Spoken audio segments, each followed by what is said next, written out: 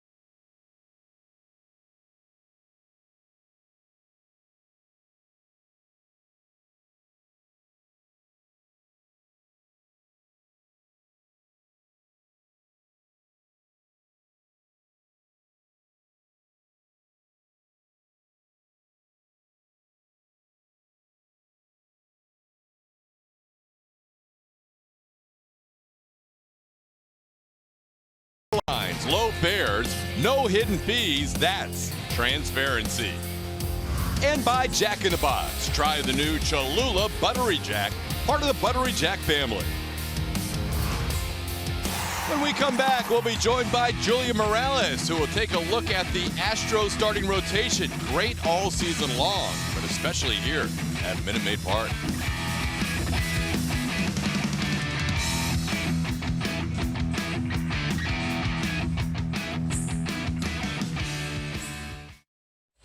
Am I with Rick?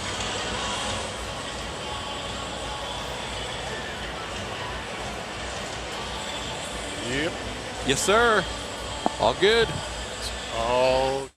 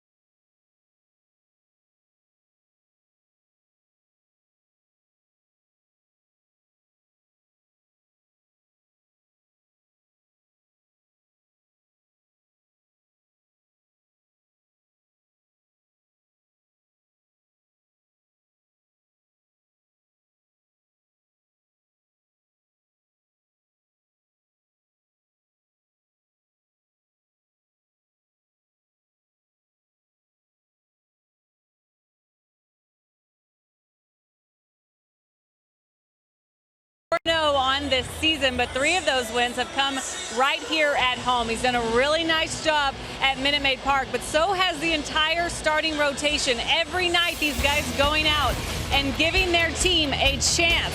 As a starting rotation, they are actually the best. It's our HEB, no player does more. They're the best in their league when they're pitching in their own yard. Starters combined 2.49 ERA and making it extremely difficult for offenses to put up big numbers when they visit. 3 of the 5, though, are putting up pretty gaudy numbers when you look at them specifically and what they've done so far when it comes to ERA. Charlie Morton's one of them, who's got the 3 wins right here at home. Justin Verlander and Garrett Cole, who only doesn't have a win yet here at home. But how about Justin Verlander last night, guys? We saw a really good start out of him, receiving the loss, though, and back-to-back starts with only allowing 1 earned run. And he said, you know, he's been around long enough. Sometimes you're the guy that gets a lot of run support. Sometimes you're not. Unfortunately, he feels like that guy. Easy enough to get frustrated, but you have to stay positive. As a starter, it is your job to just go out there and give your team a chance, and that's what these guys have done each and every night. TK and Blummer. You're right. It's just amazing that Verlander and Cole have combined for 1 win at home this year with as good as they have been. But Charlie Morton gets the start tonight. He'll try and get this thing turned around. Yeah, Charlie's been extremely good. Coming off a rough start, and a rough start for Charlie Morton means he only went 5 innings, gave up 3 earned runs. But the issue early on was command, and A.J. Hinch knows that Charlie Morton has a history of having maybe 1-inning blowups. It's just unfortunate it happened early on in that game against Arizona. Ultimately, the team went on to lose that game 3-4. But Charlie Morton's an interesting case. He's a little bit like Benjamin Button. He's getting a little bit younger, a little bit stronger the further he gets in his career. He is averaging 97.2 miles per hour on his fastball this year, which ranks him second behind Luis Severino of the New York Yankees. Nice, a Benjamin Button reference before our first pitch. I like it. Feeling good. Saturday night at Minute Maid Park. Glad you could join us. Delano DeShields will lead things off for the Texas Rangers. Here's how Jeff Bannister lines them up behind DeShields. Shin-Soo Choo, the DH. Nomar Mazara has been their hottest hitter lately. Adrian Beltre In his third game back from the DL, Joey Gallo in left field, Jurickson Profar is the shortstop. Rugnet Odor also just off the DL, his second game back. Robinson Chirinos, his second start of the series, and Ronald Guzman rounds out your Rangers lineup. We are underway with a called strike from a rookie umpire, Jansen Visconti, who just joined the major leagues for the first time a month ago. As the Shields has been batting well since coming back from the DL, had a fractured hamate bone. We saw that happen in the Astros series right out of the gates against the Rangers. The third game of the season. He was out for 3 weeks, but batting .345 in his last 14 games.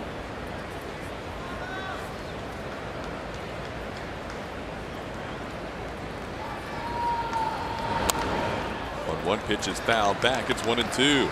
Good fastball from Charlie at 96 miles an hour. And the hamate is a baseball injury on that left hand. Usually the bottom hand of the hitter. But it gives us an opportunity to see the adjustment Delino DeShields Jr. has made. He's swinging that axe handle bat. That is a bat that is designed to take the pressure off that hamate part of the hand. Down and away. It's 2-2. See if an Astro or two every now and then use that axe handle bat, right? Yeah, George has been one of those guys that's gone to it. We've seen Carlos Correa swing it. I believe it started with Dustin Pedroia up in Boston.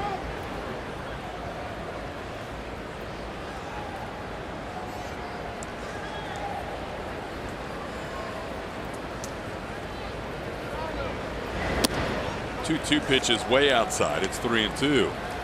What Plummer spoke of earlier, command issues. 2 of his last 3 starts, Charlie has walked at least 4 batters. 5 3 starts ago in a home outing against the Angels, and then 4 in his last appearance against the Diamondbacks. And they were all right out of the gates, those 4. This one a little tapper in front of the plate. Brian McCann on a fair ball throws out the Shields for the first out of this game. Starting defense is presented by Xfinity. You may notice one name missing in that defense. George Springer with the day off after being hit by a pitch. That means the outfield is Marwin Gonzalez, Derek Fisher, Josh Reddick, Alex Bregman, and Carlos Correa on the left side normally, although they're in the ship now. Jose Altuve and Yuli Gurriel on the right side, and Brian McCann behind the plate. Early on, Jeff Bannister having a discussion with the home plate umpire. When Jansen Visconti made his debut as an umpire behind the plate, the Rangers were playing in that game, and Bannister gave him a lineup card afterwards. Maybe he was just making sure he remembered that moment. Here's Shin-Soo Choo. Don't forget about me. Yeah, he's still in there. There's a foul ball out of play. Choo with a base hit last night. Is 2 for 10 in his career against Charlie Morton with 4 strikeouts.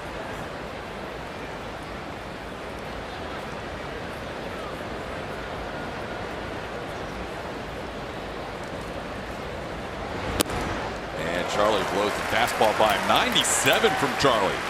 Or should we call him Benjamin?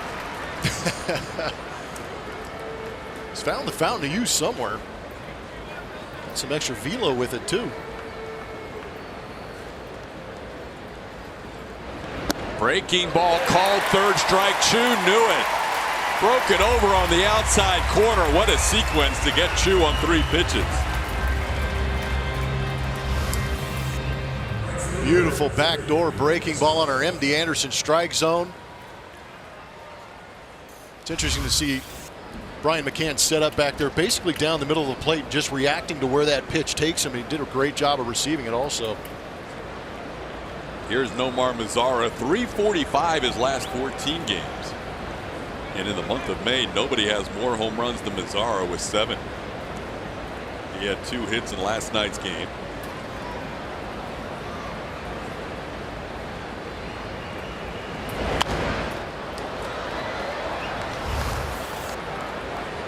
Great look at Charlie's release point on our Mattress Firm Supermo, creating that downward break to get back on that outside corner. And Grant, again, with that high spin rate, being able to bring that pitch back. A lot of hitters give up on that pitch when they see it out of the zone, out of the hand. Charlie's first pitch to Mazara was 98. Now he misses high and away. It's 1-1. Charlie is coming out with some high octane to start this game. Chuck E. Cheese. Man.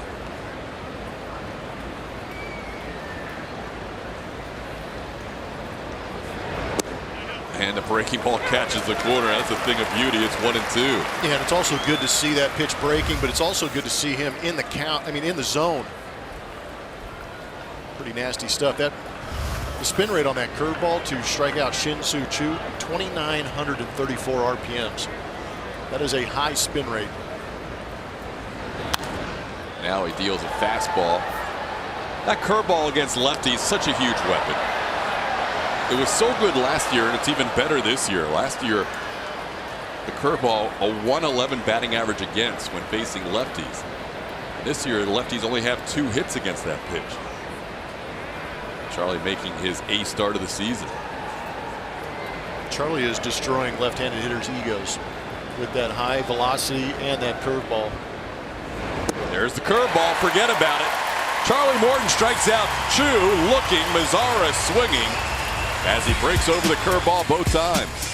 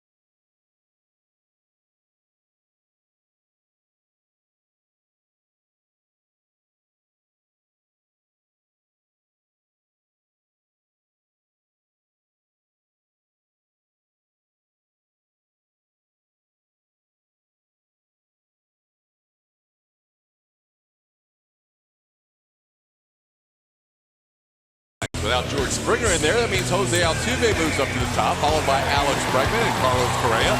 Yuli Gurriel is the cleanup hitter today. Brian McCann bats 5th for the first time this year. Marwin Gonzalez in left field, Josh Reddick in right field, Evan Gattis DHs, and Derek Fisher playing center field, batting 9th. Ex-Astro Doug Fister going for the Texas Rangers. Numbers on the season, making that 7th start. He is 1-3 also. Remember last night, Cole Hamels was 1-4. But 31 1/3 innings pitched, only 25 strikeouts. He is a high ground ball guy. 3.09 ERA in his career against these Astros. First pitch to Altuve misses low for a ball. It's 1-0.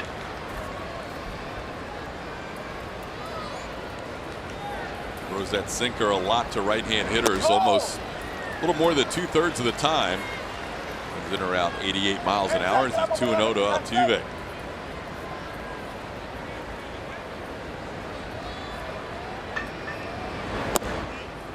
And a strike called, 2-1. This has not been a good season for Fister in terms of getting ahead of hitters. His first pitch strike percentage, the lowest of his career. Altuve chops one foul. It's 2-2.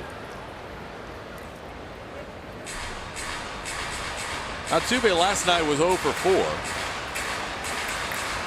Snapped a streak where he had reached base against the Texas Rangers in 16 straight games. A lot of streaks were snapped last night. Bregman's 8-game hitting streak, Gurriel's 11-game hitting streak, Altuve's on base streak, and there's a foul ball at the plate. Yeah, none of those streaks good that you wanted broken.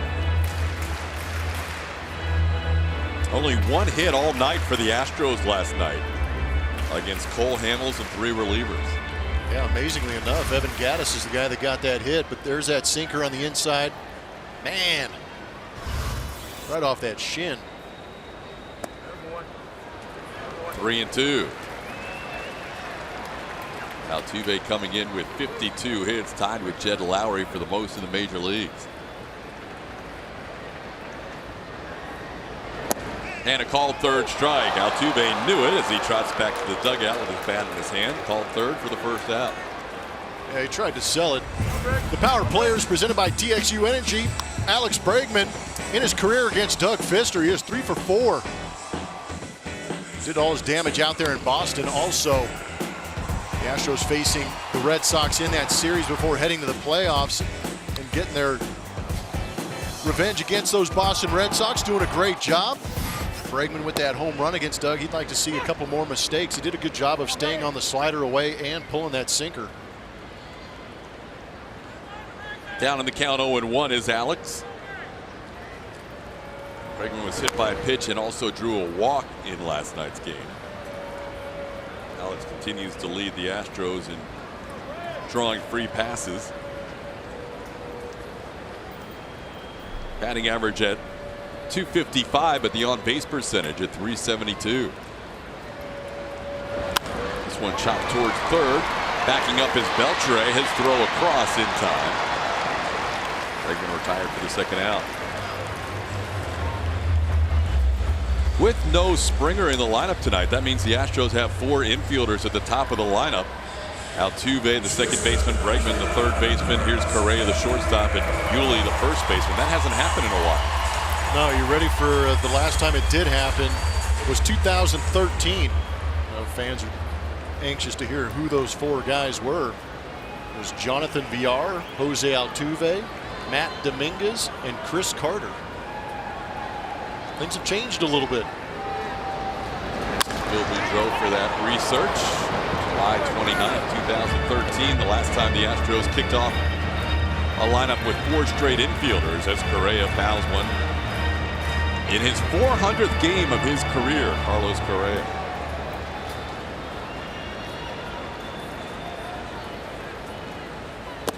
And he takes a called strike.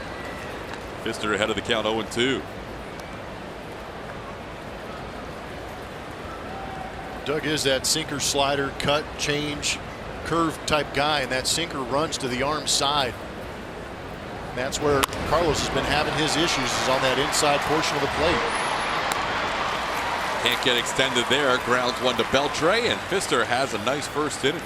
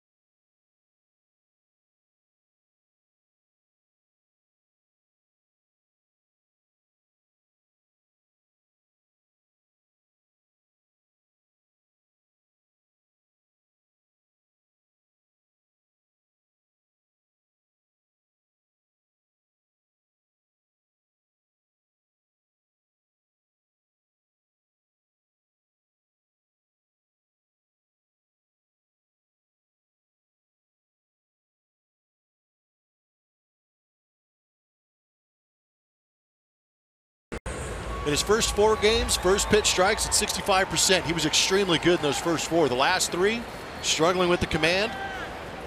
Bunch of walks in that first inning last time out against Arizona. How about the first time out in this game today. Charlie Morton threw 3 first pitch strikes. So when Charlie Morton is throwing strikes, things have a tendency to go very well for Charlie Morton. It allows him to get ahead, take command of the AB, and get to that breaking ball we saw him get 2 strikeouts on. The 3 first pitch strikes and 10 out of 14 overall. And now 4 in a row as he with the swing and miss. That's why last start was so unusual. A.J. Hinch actually had bullpen action going in the first inning when Charlie Morton walked 4 at Chase Field in Arizona against the Diamondbacks. That was on the heels of Garrett Cole's masterpiece, where he went a complete game shutout for the first time in his career, allowing 1 hit and 16 strikeouts. And Charlie walked 4 in that first inning of the next game. 1-1 pitch is a breaking ball. The veteran was bailing and it broke over for a strike. Adrian Beltre asking the young umpire to be sure. That's 2 days in a row we've seen Beltre buckle on some of these breaking balls. Verlander got him, and now Charlie.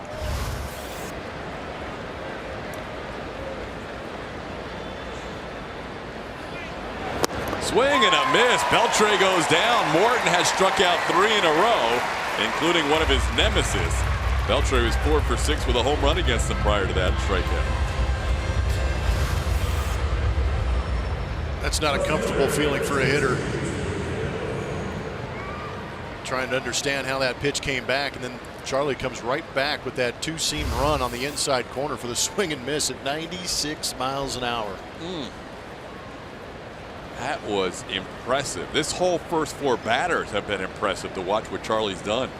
Only a tapper in front of the plate off the bat of Delino Shields. The only fair ball so far for the Rangers, as Joey Gallo has a 1-0 count. First time Charlie has started the count in the hitter's favor. Down and in on Gallo. It's 2-0. We mentioned it last night, and we'll probably mention it numerous times as the Astros move the shift over with a 2-0 count.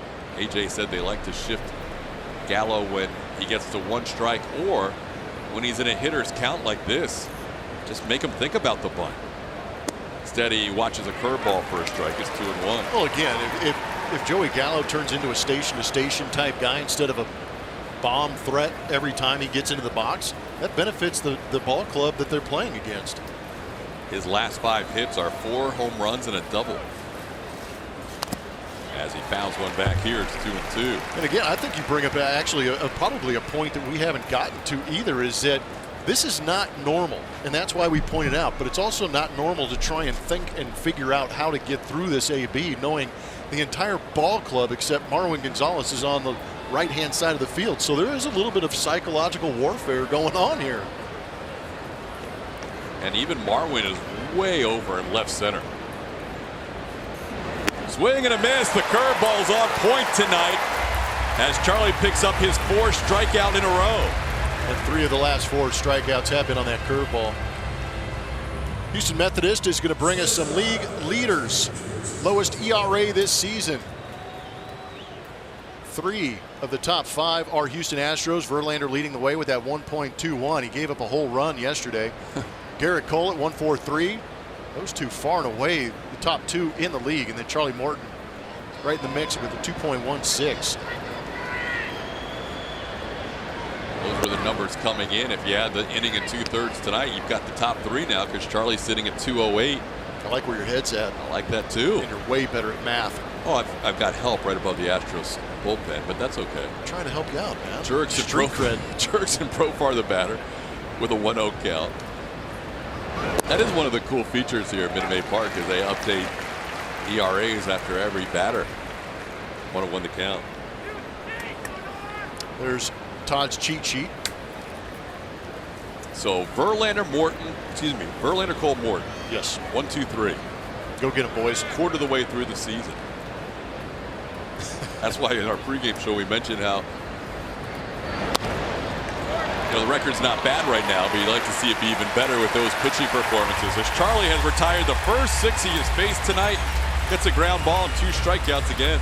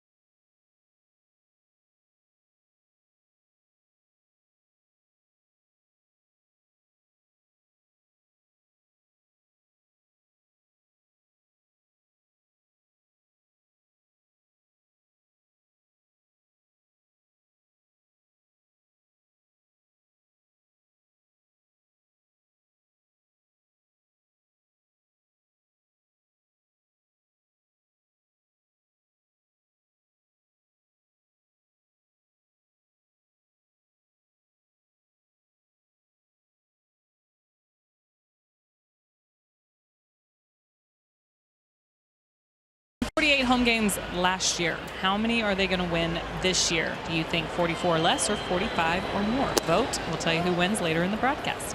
TK. All right, Julie, off to a 10-10 start at home this year. They are 14-6 on the road, 24-16 overall. Yuli Gurriel bids for a hit up the middle. Profar up the middle with a nice play. Jurickson Profar playing shortstop, throwing out Yuli Gurriel for the first out of the second. Really didn't hit it all that hard, but it looked like it was in the right spot. Profar covered a lot of ground. It really did. And a lot of what we've heard about Profar is he's a great athlete, can play multiple positions, but looks pretty natural moving up the middle and make a great play on Yuli Gurriel. I think the other scouting report that I've heard is sometimes you will see him make the spectacular play, but they'd like to see him a little more consistent on the routine play. Well, we've even seen that in the limited time that we've seen Jurickson Profar out there for Elvis Andrews, who's on the DL with that broken elbow, because he can be erratic with that throwing. Ryan McCann hooks one down the line and right and hooks it too far foul. He did the same thing in last night's game. Did the same thing his first time up in last night's game. McCann batting in the fifth spot for the first time this season. He batted number 5 23 times last year for A.J. Hinch. And Pfister misses the inside corner. It's 1-2. Pfister getting the ground balls today. All three batted balls in play have been ground ball outs. That one didn't miss by much. Torino's held it there for an extra beat. It's 2-2.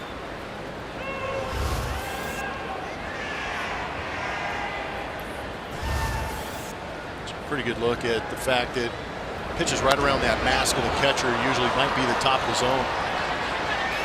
Popped up left side. Adrian Beltre is there for out number 2. As you enjoy a cold one, which you should, look forward to the Miller Lite Hold True moment later in tonight's game.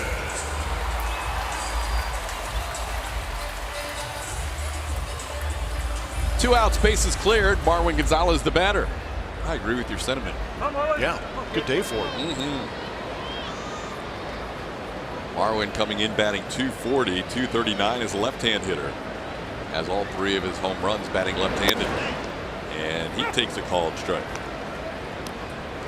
Marwin looking for his first hit ever against his former teammate Doug Pfister. He's 0 for 9. Marwin tries to bunt, and Torino's, he says fair ball. That looked like it was foul, but the rookie umpire, Jansen Visconti, says that's a fair ball. And now the third base umpire, Greg Gibson, coming down to have a discussion. A.J. Hinch is out there. Jeff Bannister's also out there. All kinds of chaos going on. No, go ahead. Marwin was in a heated discussion with the rookie umpire at home plate, and that's why A.J. came out to protect him. Then the veteran Greg Gibson coming in from third base, who is on that line to help out, can see that foul line just as good as anybody. Because Visconti came out from behind home plate trying to make this call, and usually before first base, that's a tough angle. Anything in front of the bases closer to home plate is going to be that home plate umpire's call. But you also can go out there and get some help, and I think that's where Greg Gibson stepped in, and from his angle, he had a little bit better angle on that without the catcher in front of him to see it clearly. Adrian Beltre, who's like the 5th umpire on this crew. Maybe see where the ball hits in relation to the foul line here. Foul. Yeah, he scooped it out of that batter's box on the right-hand side, but to be honest, I got to give credit to Torino's. Watch how he catches this. He doesn't catch this coming back. He scoops it towards the field to give the illusion of being in fair play. Good framing. Hey, that's what they're back there for. 0-2 the count. Swing and a miss. One pitch later, Marwin goes down swinging. So Pfister picks up his second strikeout. He's retired the first 6 as well.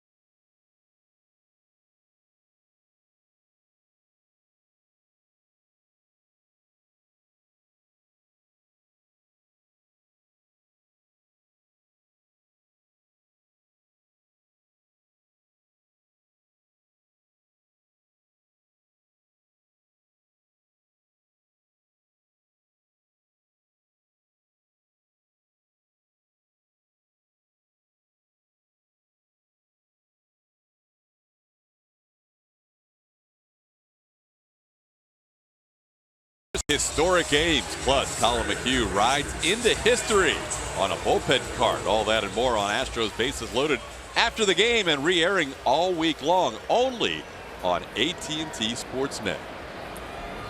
In the words of Julian Morales on that bullpen cart ride, what a great time to be alive. That's right. Here is Rougned Odor leading off the third inning. Bottom third of the order against Charlie Morton. Both pitchers have been outstanding in this game, retiring the first 6 apiece.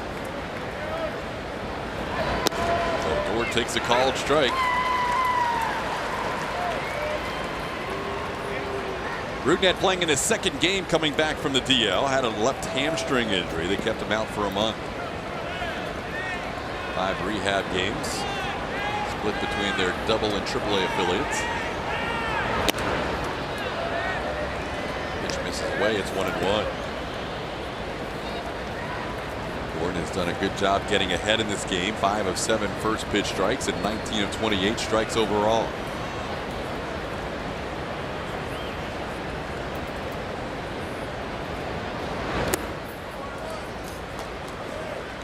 Two and 1 the count. Saw Odor square around when Alex Bregman was playing a little bit deeper for that bunt.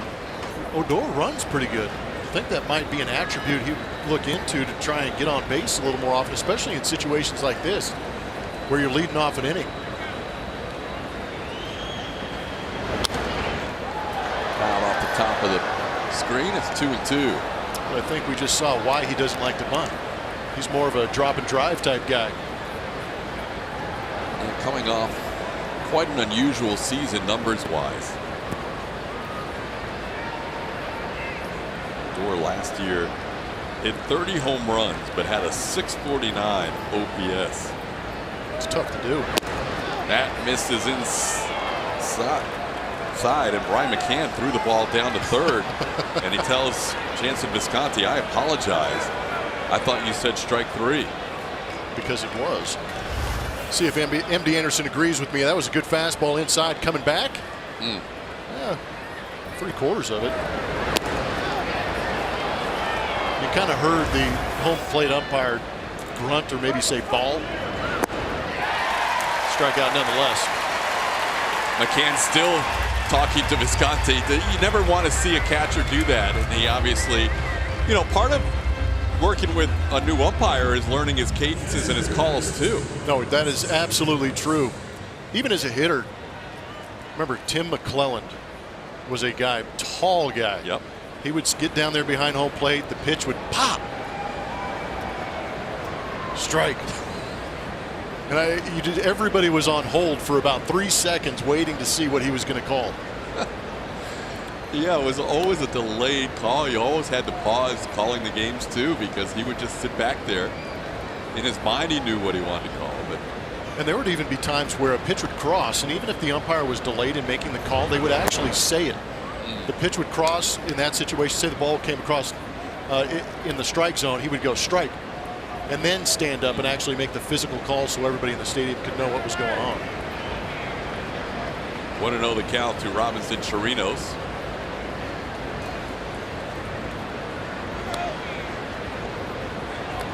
Sometimes in the case of naked gun, the umpire will call the pitch before it even crosses the plate. Some are that good.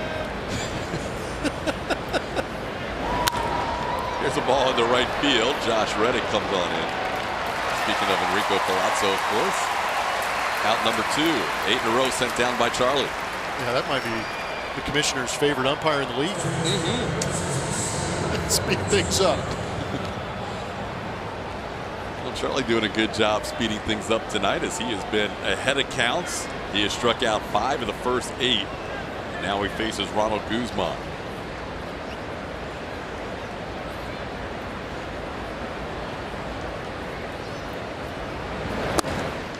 That one just misses the inside corner. At 97, it's 1-0.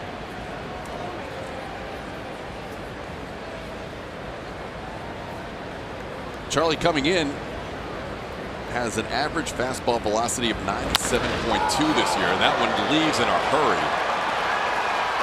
That was 97 coming in and a lot more than that going out. Ronald Guzman hits a solo home run, his second home run of the season. They have both come against the Houston Astros. It's 1-0 Texas. Well, if you get it ready and you square up, guys that throw hard, it can leave in a hurry. Great look at the, might have been the four-seam fastball. Mattress Firm Supermo shows the connection point and the launch. 110.1 miles an hour off the bat. It was a 404-foot line drive.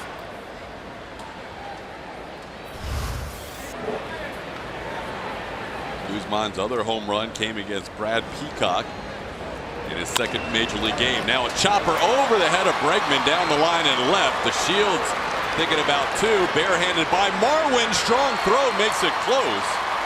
Marwin did everything he could, but the Shields has a two-out double. It's frustrating as a third baseman. You're in to protect against the bunt, and then the colossal chopper over your head, and nothing you can do about it. Delino showing some good wheels.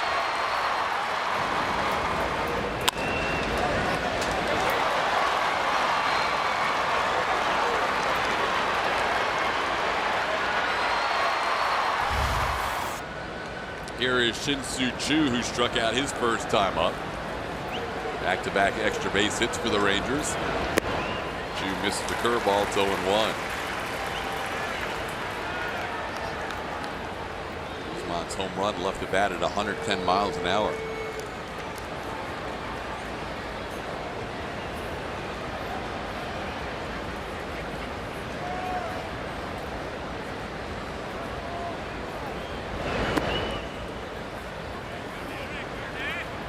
One on one to count. Charlie making his 5th career start against Texas, matched his career high in strikeouts the last time out when he struck out 12 in 6 innings. Came on April 14th.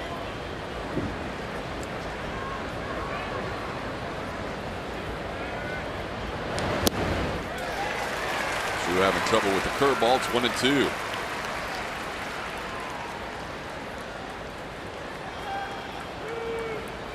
He froze him on a backdoor curveball his last time up for the strikeout.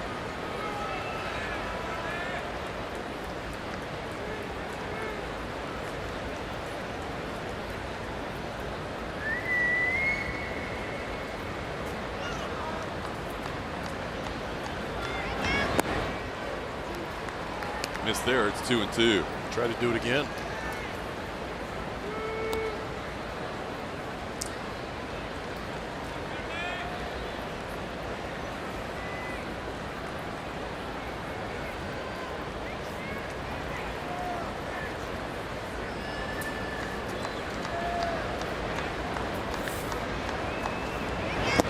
And that's a called third strike. Visconti strikes out, calls Choo out on the called third strike. Morton picks up his 6th strikeout in 3 innings, but it's 1-0 Texas.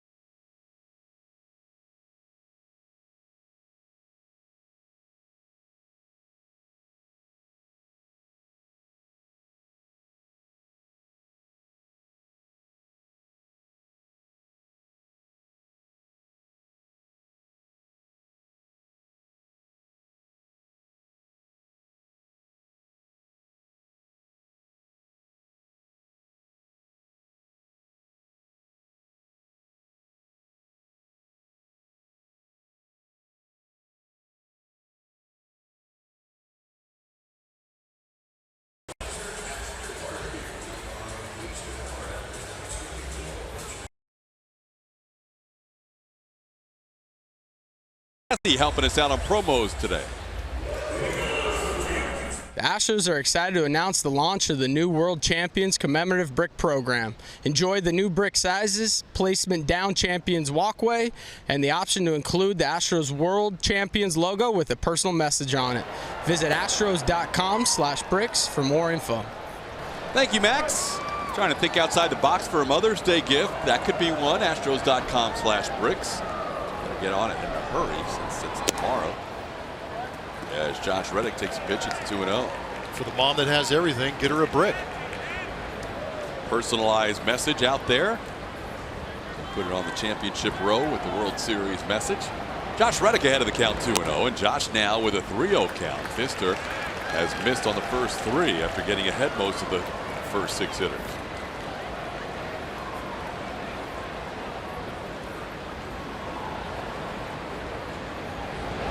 Pfister made 32 starts with the Astros a couple of seasons ago. He went 12-13 with a 4.64 ERA. Allowed 24 home runs that season. Josh fouls one back to the screen. And the count's full.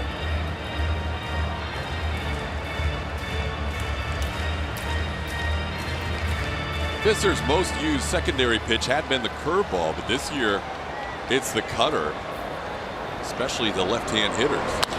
Reddick into right field. That'll send Mazzara back looking up, and this ball's off the top of the wall. Reddick into second with a double. That didn't miss a home run by much. The Astros have their first hit of the game. Josh is one of the few Astros that actually has pretty good numbers here at home. He likes Minute Maid Park. He likes performing in front of these fans. And there's one of the mistakes. We talked in the open that we haven't seen too many mistakes get hit hard by Houston Astros. This is one right here, and he's actually pretty lucky that Josh got quick on it, because Josh got that off the end of the bat. If he barrels that up, that ball's in that bullpen, and the Astros tie this game up. Here's Evan Gattis. Gattis 3 for 10 in his career against Pfister. Had the lone hit in last night's game, and there's a base hit up the middle. Reddick's being waved home. He'll score easily. We're tied at 1. RBI single for Evan Gattis.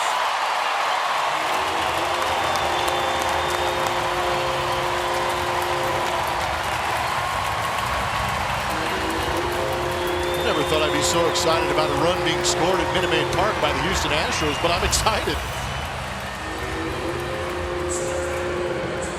It's also exciting to see Evan Gattis now back-to-back games with at least one base hit. That's a big day for him. But now it's going to be greedy. Go out there next AB, hopefully in a similar situation, and get you another one. The only guy with a hitting streak after last night, having up to a 4-game hitting streak. It's good to see. And now Derek Fisher bats, and his numbers have been better lately. Fisher's last 11 hitting .292 with an 11.53 OPS. Last 11 games, he's got those 4 home runs in. And not necessarily waiting for the perfect pitch. He's attacking earlier in the count. Well, we've seen him here at Minute Maid Park hit one about 420, 430 to dead center field for a home run. And then we went to Oakland and saw him hit one 457, which should be probably further, to dead center field. There's plenty of pop in that bat. He doesn't need to be nitpicky on which pitch he attacks. He just needs to be ready to fire when he gets a good pitch to hit.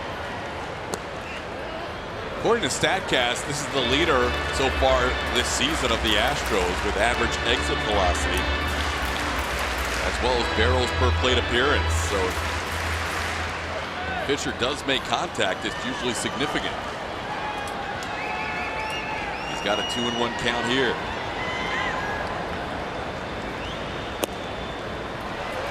Now he can zone up Pfister. It's 3-1. And you can say all you want about selectivity and being patient, getting the right pitch to hit hard. I believe that Derek Fisher has a very good, strong swing when he's on the attack. What you're saying is this could be a dangerous pitch. Yes. There goes the runner, swing and a miss. Chirino's throw bounces, and safe at second is Evan Gattis. Evan Gattis has himself a steal.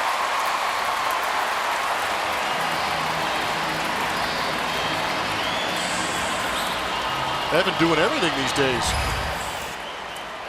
3-1 count, and I'm sure a lot of the reason he is going is because of how well Derek Fisher has done in the last 11 games, and especially in a hitter's count. First steal since 2016. Was that the year of the triple? No, the year of the triple, he had no steals. Oh, okay, my bad. Well, he didn't have to. He was standing on third base. Strike 3 called inside corner. Fisher goes down looking. That's out number 1, third strikeout for Pfister.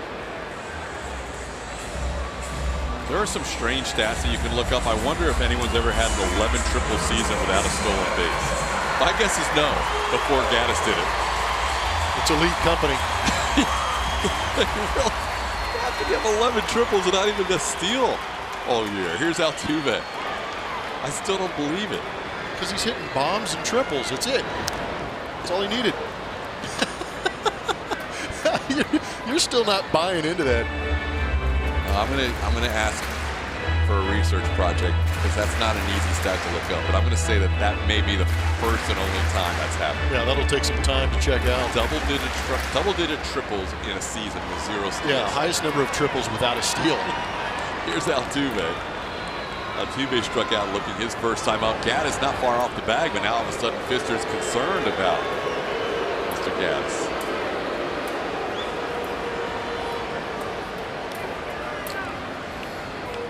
Keep him honest out there at second base. Sometimes if you're not the fleetest of foot, myself included, we would go out there and try and get a large secondary, get a big lead and get out there so you score on any base hit.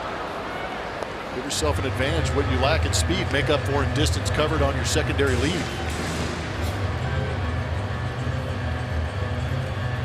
2 steals in 2016, the only year he's had a steal.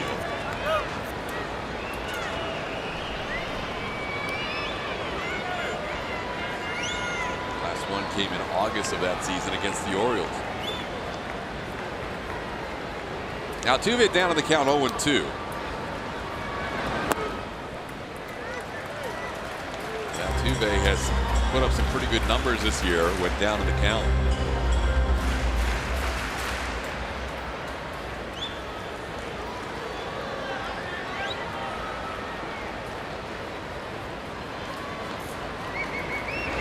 Inside, missed the edge. It's 2-2. Altuve nods in agreement as Visconti called that a ball.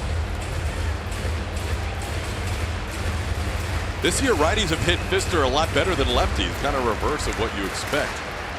In his career, he's been better traditionally against right-hand hitters, but this year they're hitting .400 against him. And Altuve chases there and strikes out. Second time Jose's gone down on strikes. 4 strikeout for Pfister, 2 away. Slider never stopped moving away from him. Great view of that pitch, just continuing to spin off the plate. You almost feel as good as Jose Altuve can be. You almost see it in his eyes about halfway to the plate. He knew he wasn't going to get near that.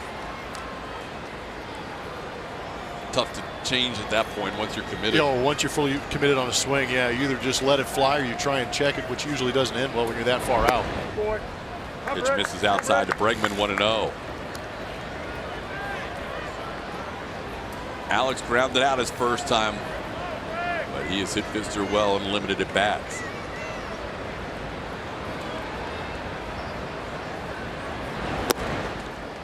Now he's in a hitter's count, 2-0. Pfister started game 3 of the ALDS for the Boston Red Sox against the Astros last year. That was the only game the Red Sox won, but Pfister only lasted an inning and a third, allowed 3 runs. And a called strike, it's 2-1.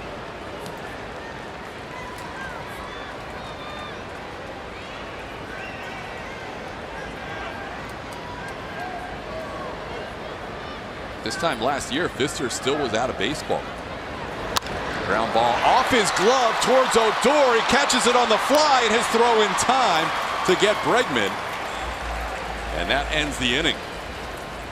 Guzman faked a throw to third like the inning was still going to continue, but that'll do it for the third. Astros tie the game at 1.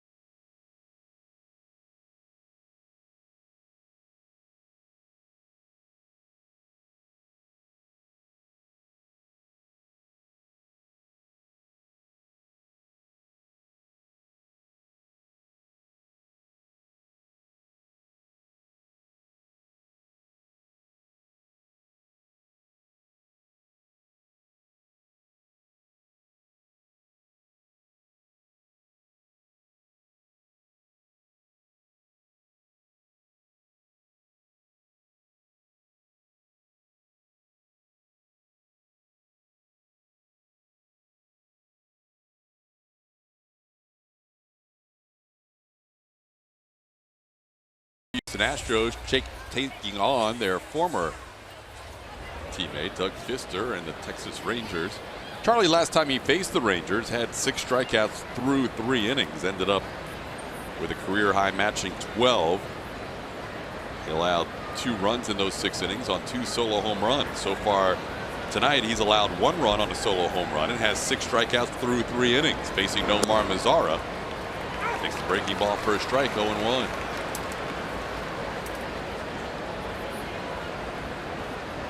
Charlie striking out 2 every inning. Mazara struck out swinging on a curveball his first time up.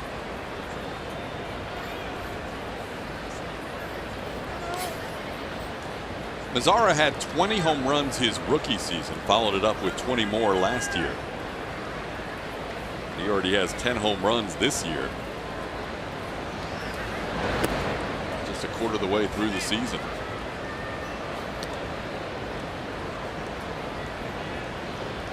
Just turned 23 years old. This guy could be a force in the Rangers lineup for a while.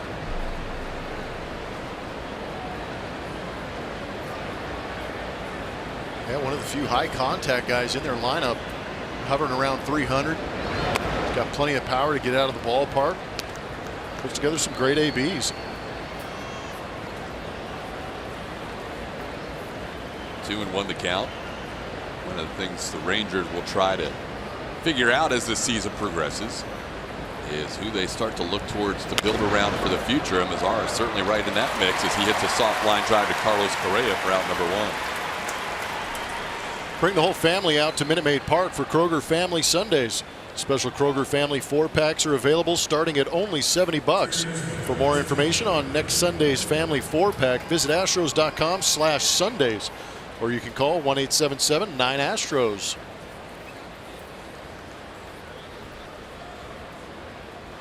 Another good crowd tonight. Last night 34,000 plus. Tonight looks like about the same, if not maybe a few more. Here's Adrian Beltre. Beltre takes one inside for ball 1. Beltre struck out swinging his first time up.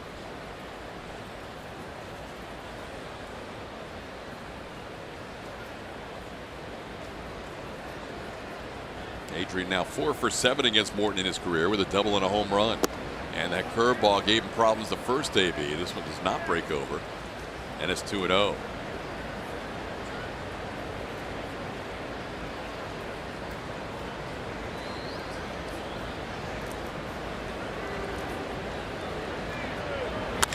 On the ground, Bregman 2 hops. One third baseman throws out the other. And there's 2 away. Our fans are awesome on Twitter. They listen, they tweet, they're active. We've got a couple of answers about your triple question already. Somebody, well, Steve Nixon, not somebody, Steve Nixon, tweeted an article at me from MLB.com talking about that very subject you were wondering about. And Evan Gattis isn't the highest triple total with no stolen bases. Wow. Hall of Famer Johnny Mize beat him twice. Really? One year in, I believe it was 1938, 16 triples, no stolen bases. The next season, 14 triples, no stolen bases. 5 other guys have done the 11 triple, no stolen bases. 5 other guys? Yeah. So it's not as unusual as I thought. 5 other guys. So Evans tied for the 3rd most triples without a steal in one season. Yep. But Johnny Mize got him twice. Beat him twice. 16 triples in 1938, and then 14 triples in 1939. Our Twitter family's awesome. They are good. 1-1 the count to Joey Gallo. Gallo takes one inside. It's 2-1. Did they list the other 5? Oh, yeah. Speedsters? I have no idea. Well, why this is would, a little more your era if you than mine. would be a speedster, you would steal. So I guess that's a crazy question. If you were a speedster, you would have a stolen base. Oh, I thought you were going, yeah. Jim Bottomley, Goody Rosen, Chuck Dressen, Cecil or Cecil Travis. I'm unsure which one. Cecil. Yeah. And Cliff Bolton. Wow. Not related to Michael Bolton. 3-1 to count to Joey Gallo. Well, there you go. certainly appreciate the help on that, but that was very good. It's kind of surprising that it's happened that many times. And rare enough that somebody had to do some serious research and write an article about it, though. There you go. Meanwhile, Charlie Morton is still snapping off some pretty good breaking balls, huh? Yeah, that was a good one. Gallo's bat not even close, way on top of that pitch. Gallo struck out swinging his first time up and looking this time. Gallo doesn't agree with the call, but Morton's got some nasty break on that curveball tonight. That's 7 strikeouts for Charlie in a 1-2-3-4.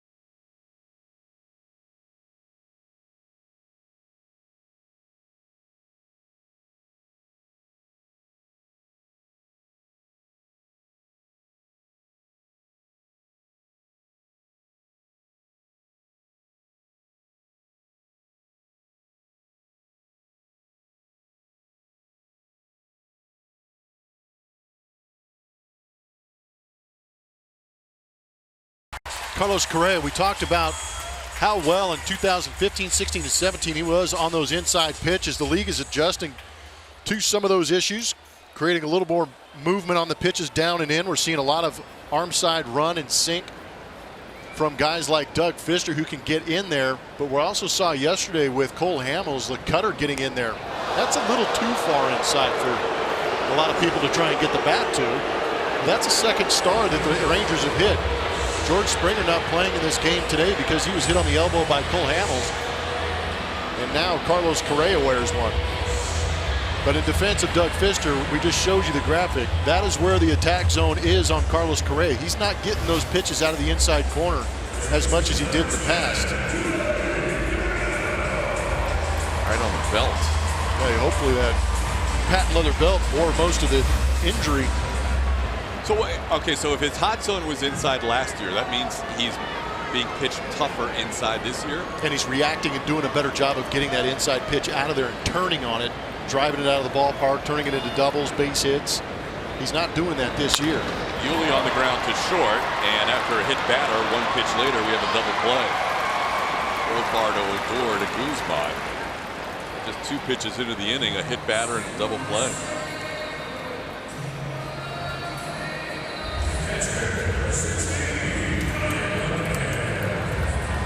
I'll bring up Brian McCann. McCann popped up to the third baseman, Adrian Beltre, his first time up. Takes a pitch inside for a ball. It's 1-0. McCann leading all American League catchers with a .379 on base percentage.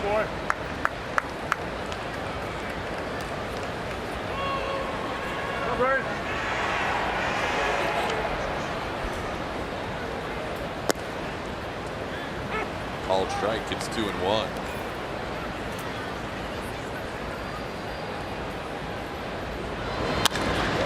McCann sends one high and deep to right field, sending DeShields to the wall. He leaps up, it's gone! McCann in ball! Brian McCann's third home run of the season, and the Astros lead it 2-1. love it. Move him up to the 5 spot, and it pays off.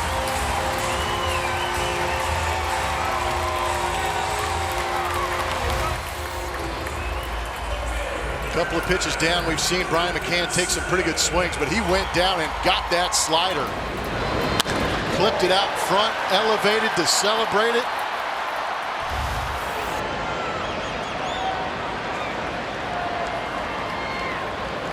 Astros with a 2-1 lead. First time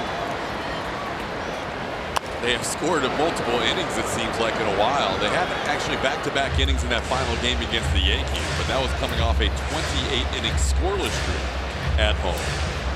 And then in this homestand, they had an 11-inning scoreless streak before Evan Gattis knocked in a run last inning, and now McCann follows it up. So Brevin McGattis getting it done tonight in this 2-1 lead. 1-1 to count to Marwin Gonzalez.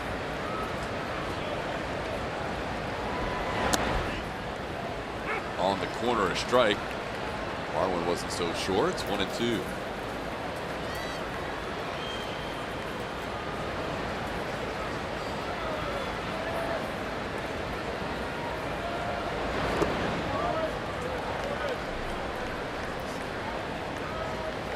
Fister's allowed 3 hits, single, double, and home run. He's also hit a batter.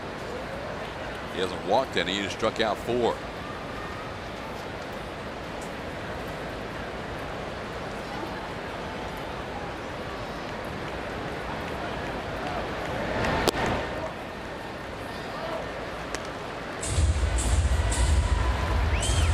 Byron with a 3-2 count.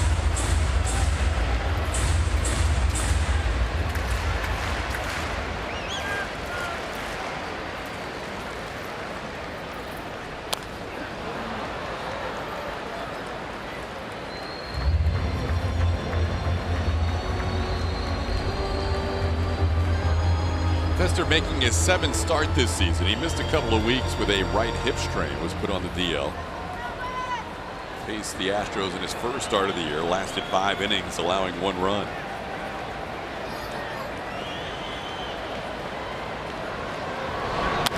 Marwin pops one into shallow left center. To Shields, Gallo. It'll be to Shields for the putout. Brian McCann making me get those pipes loose on that slider down. Not a bad pitch, but a great swing from Brian McCann.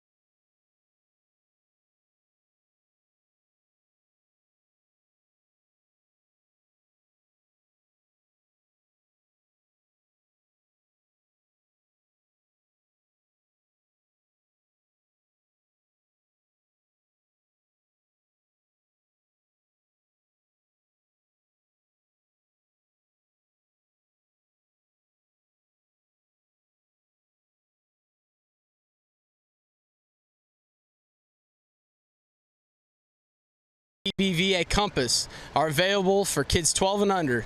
Buddies receive 4 tickets to an Astros regular season game, a backpack, cap, socks, and exclusive benefits throughout the year for only $25 plus tax. Visit astros.com/buddies today to sign up. Max Stassi doing it all, including reading promos for us tonight. Jurickson Profar leads off the 5th inning. Charlie Morton working with a lead for the first time this evening. And he misses on the first 2 to Profar. Charlie started the night by hitting the strike zone a little more consistently. He had thrown first pitch strikes to 4 of the first 6 batters, but now only 3 of the last 9. As he's behind Profar 2-0.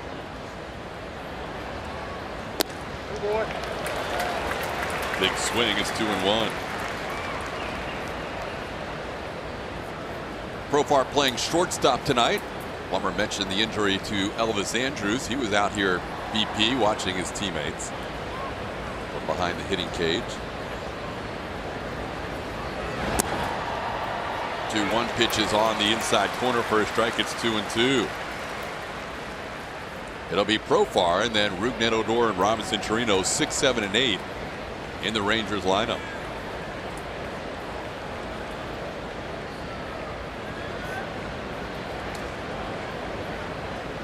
Rangers shutting out the Astros last night.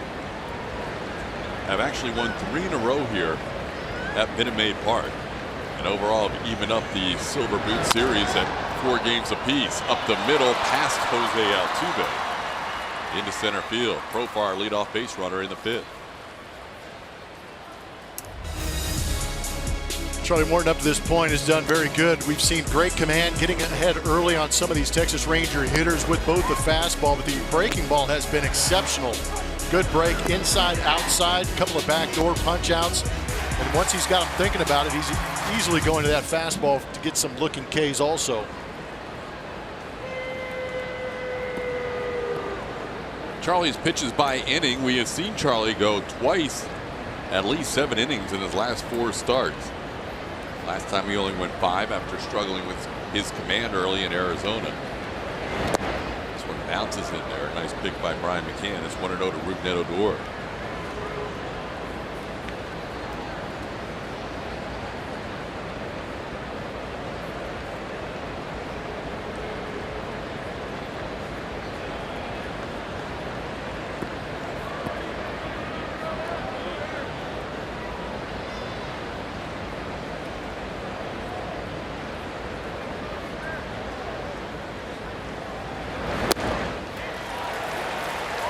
Won the count. Little cutter by Charlie. Could be. Doesn't throw him very often. We've also seen some of the Astro pitchers, namely Justin Verlander, they can increase the velocity on that slider sometimes and get into the low 90s with it. Ends up looking like a cutter. Curveball. Odor down in the count 1-2. Rougned struck out his first time up.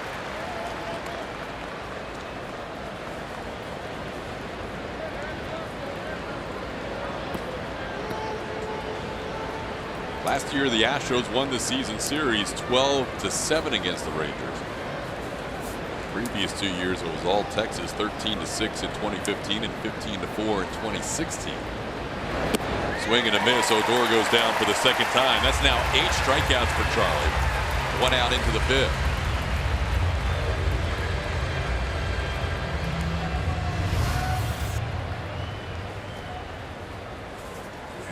It's great that we're able to slow these pitches down and see how much spin is used to create that break. You can see a lot of downward tilt right in front of that contact zone in front of home plate.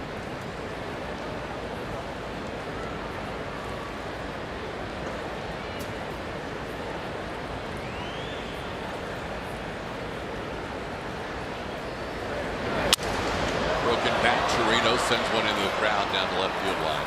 It's amazing when you can break. I'm amazed that you can break down how many revolutions per minute a baseball's thrown. Yeah. But when you break down that number, 2,900, is that about a couple hundred revolutions That's higher high end than the Yeah, average? I think most guys are 25 to 26. So he's just getting a lot of spin coming out of that hand with the curveball. Yeah. Which allows it to do its thing. Yep. And there's a system called TrackMan, and every major league stadium, all 30 of them have a system in place that has various cameras throughout the entire ballpark. There's radar guns all over the ballpark, and all that information on any given play ball put in play, pitches, is absorbed by this machine, and the machine sends it to San Francisco where they've got the StatCast servers. The data's crunched there, and then it shoots it out on some of the websites that we have access to. We use Baseball Savant a lot. We also have access to some of the research tools that StatCast uses internally to get a lot of our data. We just try and do our best to help explain some of the stories behind guys that pitch well, like Charlie Morton. That time he used the fastball to get Chirinos 9 strikeouts back-to-back. Outs here in the 5th coming via the K.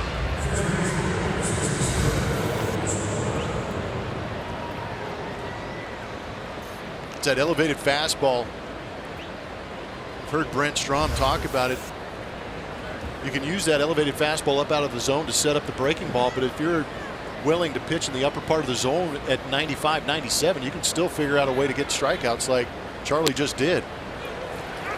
Strike at 97 to the guy who has accounted for the only run for the Rangers with a home run his last time up. Ronald Guzman made his debut against the Astros here at Minute Maid Park on April 13th.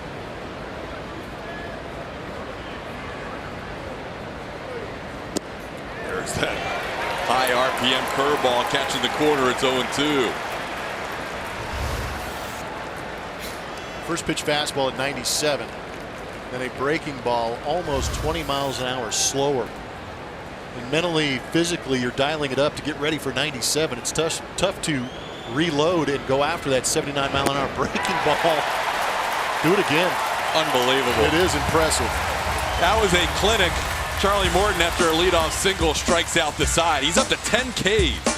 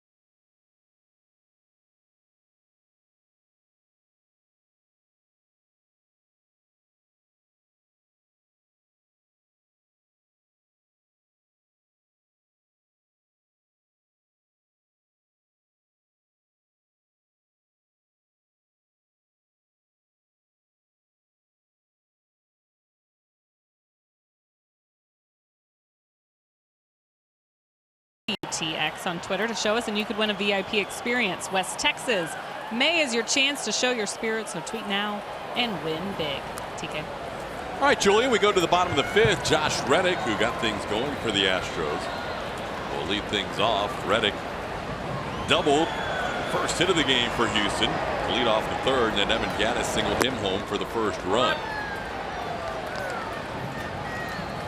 And it's 2-0. Pfister coming in had been averaging a lot of pitches per inning. He's been in pretty good order today, averaging less than 15 pitches per inning through 4. He was at 17.7 coming into this game, the highest of his career. 2-1 the count to Reddick. It'll be Josh and then Evan Gattis and Derek Fisher.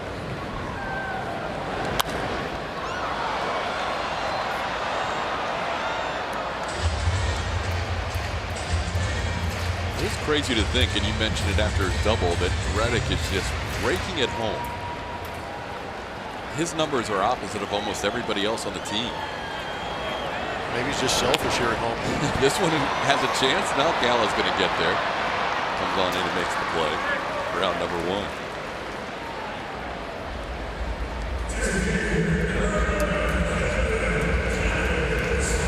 Mr. 34 years old. One of the many changes in the Texas Rangers rotation. We'll also see a new face tomorrow. We saw in the first series, Matt Moore. Evan gets into one deep to left field, and this ball is gone.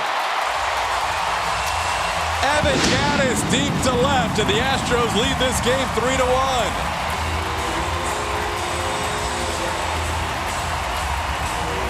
Brevin McGaddis doing damage this evening here at Minute Maid Park. There's nothing A.J. Hinch wants to see more than his DH go out there and drop bombs. First home run at Minute Maid Park this season for Evan, his second home run of the year. And good to see him knock in 2 of the 3 runs so far. It's been a struggle for Evan through the first quarter of the season. That has to feel really good. Get him right and get him going. That's just another rung in that ladder of the Houston Astros lineup. Fisher swings the first pitch to Odor. That's out number 2. Evan trying to get things figured out. It's been a rough go, like TK was saying. But that is a sinker down and in, and he dropped the barrel on it early. Knew he got enough of it. It's just a matter of keeping it there. That's a little more of a traditional bat route for Evan McGaddis, and StatCast has given us a great visual on that home run by Evan Gaddis. The exit velo at 101.2, 386 feet.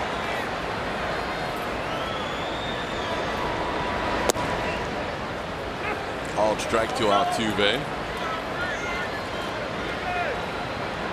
Well, Evan now with a 4-game hitting streak, has 3 hits in 5 at-bats in this homestand. Altuve looking for his first hit of the homestand. He's 0 for 6.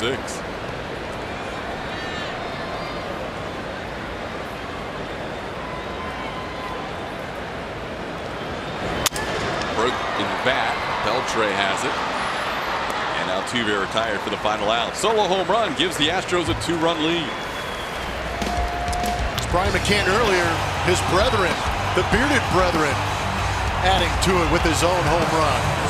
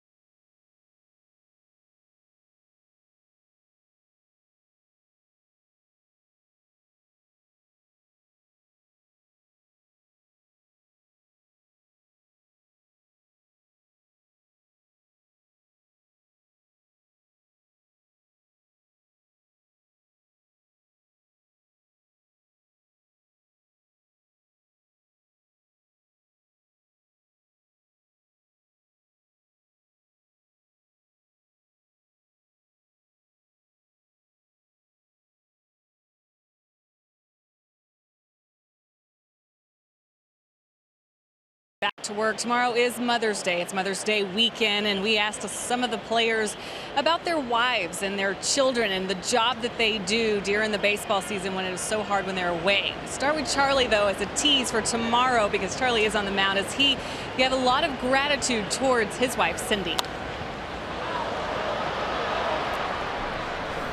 she just gets up and does what she has to do as a mom, as a wife, and as a good person.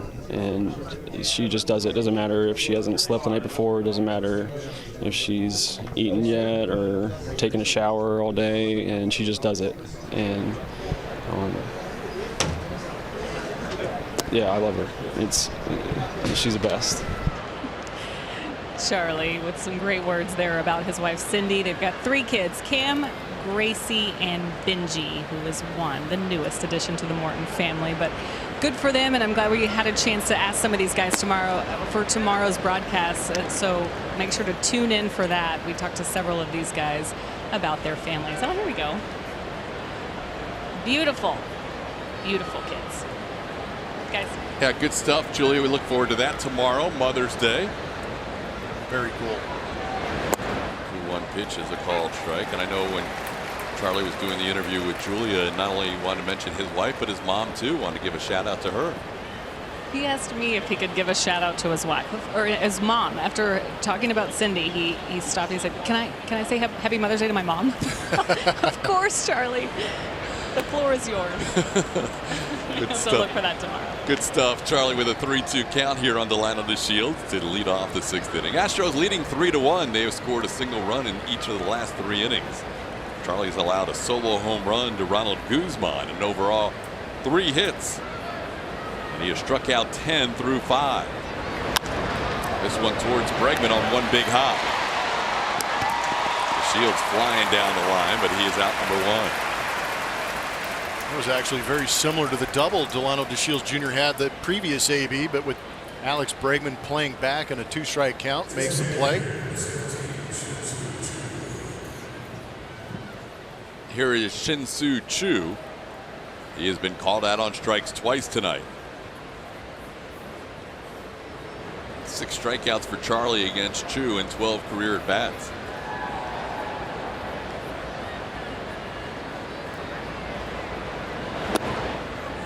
We've already seen Garrett Cole pick up his career mark in strikeouts twice this year, extending it to 14 and then 16 in his last start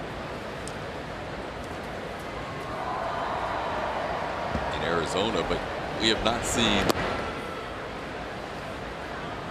Charlie Morton has a chance to not only do that again tonight. He's got 10 right now. 12 is his career high. He matched it earlier this year. We're seeing all these guys who used to pitch for the Pirates who come over here and end up with their career strikeout highs.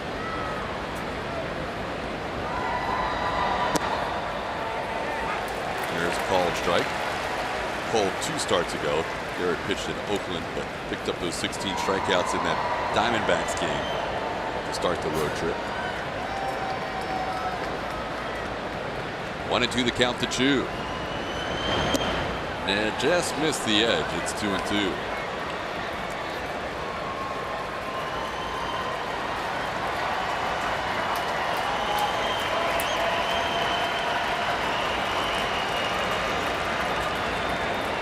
Seven of his 10 strikeouts have been swinging. 3 called third strikes. And there's a 4th called third strike for Morton. Number 11, 1 away from his career high.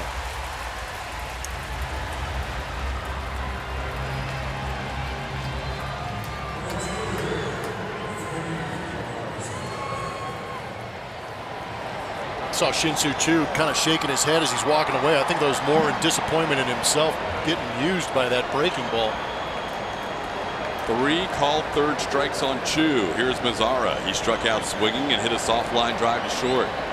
We talked about the last time Charlie Morton went out there and struck out his career high 12. It was against these Texas Rangers back on the 14th of April. Underneath the foot of Mazzara, who stares out to the mound. Ryan McCann making sure there's nothing happening there. That was unusual. Not really. Mazzara arguably the best hitter in this lineup. They put Springer on the shelf. They hit Correa in this game. And Charlie's coming back, trying to get one for his boys. You got 2 of our best. We're going to come after your best.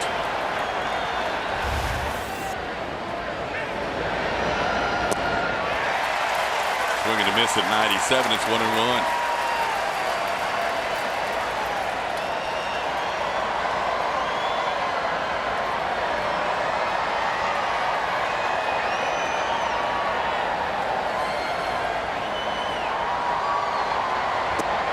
Breaking ball, 1-2. And you do have to appreciate the professionalism of Charlie Morton. He took a shot, missed, got right back in the AB. It's when you throw over and over and over again trying to hit a guy is where you lose a lot of respect. Charlie struck out 12 A's last April, 12 Rangers earlier this year, also in April.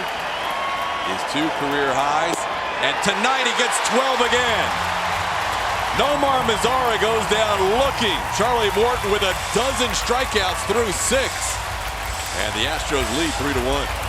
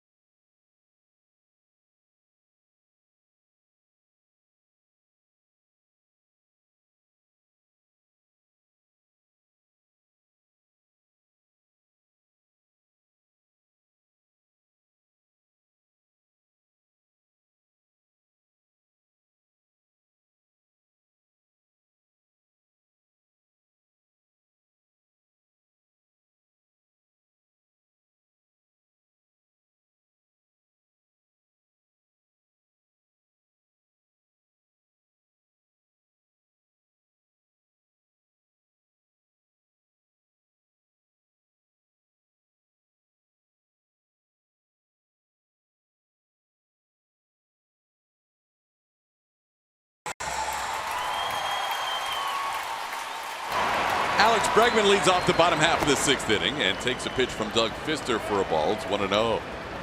Astros up 3-1. They have scored a run in the 3rd, a run in the 4th, and a run in the 5th. The last 2 runs coming from Brian McCann and Evan Gattis hitting solo home runs.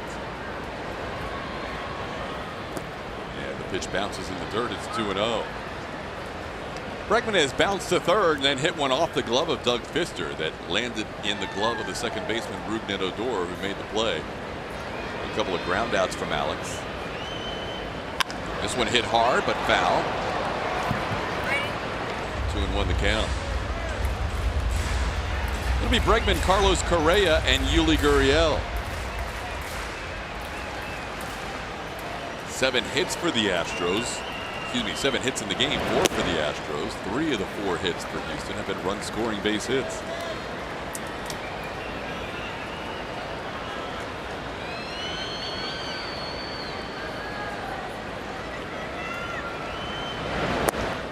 Down and away, ball 4. Bregman a leadoff walk.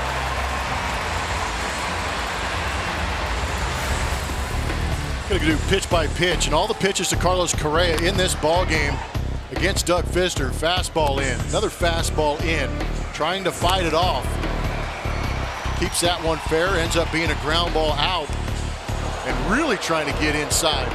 That's the one that stung a little bit, not only for Carlos Correa, but a lot of the guys in that dugout. If he tries to come into that kitchen again, I expect Carlos Correa to get the barrel to it relatively quickly. They're setting up outside. And this is what we're talking about. 2018, Carlos Correa having issues on that inside corner, not turning on it like we're accustomed to. Making a concerted effort to really bring the knob of the bat through the zone early and have a little bit more drag on that barrel, get through the zone. It's starting to go up the middle the other way a little bit more, as opposed to taking that fastball inside and turning on it. And there's some proof. The percentage of batted balls going up the middle or to the opposite field for Carlos Correa, 73%. And in years past, we've had spray charts where literally it said 30 hits to center, 30 hits to right, 30 to left. But now it's shifting a little bit more towards that middle away portion of the field for Carlos. And with that in mind, the Rangers play him that way in the outfield. Delano DeShields shaded a little bit towards right field instead of straightaway center. But Correa has been living on that outside part of the plate this year a little more than he has on the inside part. There's a pitch that was tried to reach the outside corner. Pfister wanted it. It's 2-1. Carlos playing in his 400th game of his career. Only 3 shortstops have had more home runs than Correa in their first 400 games. Those are some pretty stellar shortstops too. Ernie Banks, Nomar Garciaparra, and Alex Rodriguez. Ernie had the most. Nomar was 26. Just turned 26 for his 400th game. Ernie was 24. Carlos 23 and A-Rod 22. Take that back. That might be an understatement. These guys are phenomenal. That's a pretty good group to be listed with. Yeah. Ironically enough, Ernie reached his 400th game as part of a doubleheader. Let's play 2. 3-1 the count to Correa. Bregman has been a little frisky over first base. They've been trying to pick him off a few times, and now Pfister tires holding the baseball in the set position and steps off the rubber.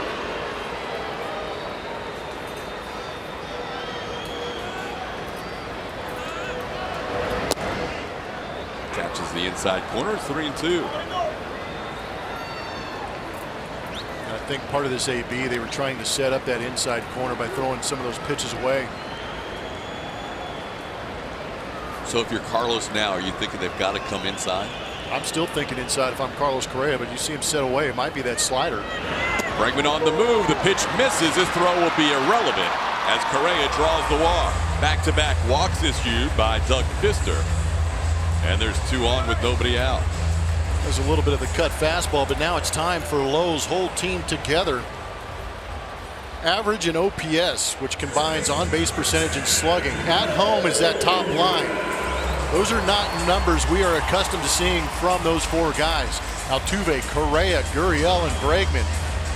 The road numbers, excessive and beautiful, and something we want to see start to transition there here at home. Because when these guys get going, a lot of very good things happen. Those numbers on the top actually translate to some of the losses that you're seeing from the Astros. And I know it's a lot to put on 4 guys in that lineup, but the expectation has been set last year with the production these guys put out. When they are going good, the Astros are going good. When we did that open and we mentioned the 18-3 and the numbers for this team from September through the playoffs, those 4 guys raked in the playoffs at home. Yes. All of them had big hits. And none of them fear the spotlight either. These guys want the spotlight. That guy right there, Carlos Correa, he wants an MVP and has the talent to go get it. And Alex Bregman is just a stubborn, ornery baseball player that loves ticking off the other team. And all Yuli does is seemingly hit line drives, although he's been a little bit less than hitting line drives in this series. Yuli is 0 for 6. He's grounded into a double play and also grounded out in this game. That pitch down in the dirt is 1-0. Yuli had an 11-game hitting streak snapped last night. Had an 850 OPS during that streak. Bregman on second, Correa on first. Astros up 3-1. Tony Barnett beginning to warm up in the Rangers bullpen. Yuli takes one away, 2-0.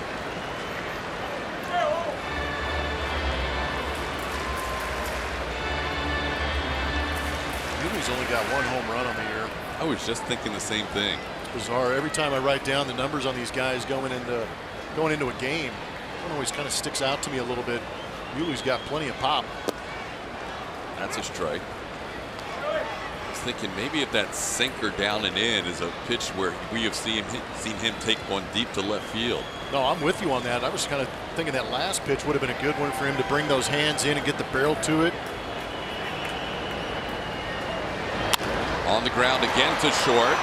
Throw far to Odor, and for the second straight at bat, Gurriel is grounded into a double play. So tough night for Yuli on the play. Bregman moves to third now with 2 outs. Back-to-back ABs with double plays for Yuli. Usually a line drive guy up the middle. A couple of rollovers. Oh, Pfister getting a big double play there. Now he'll face Brian McCann, who hit a home run his last time up. Gurriel's last home run was off the guy pitching tomorrow. Matt Moore. Oh, sorry, Minor. My bad. No, that was my fault. Here's Brian McCann. The other lefty. The other M&M. McCann takes one inside for a ball. It's 1-0. Yeah, they have back-to-back M&M lefties. Matt Moore and then Minor will pitch their next game. This one popped in the air, pretty well hit, but playable. Gallo is there. And the Astros fail to score for the first time since the second. But they still lead 3-1 after 6.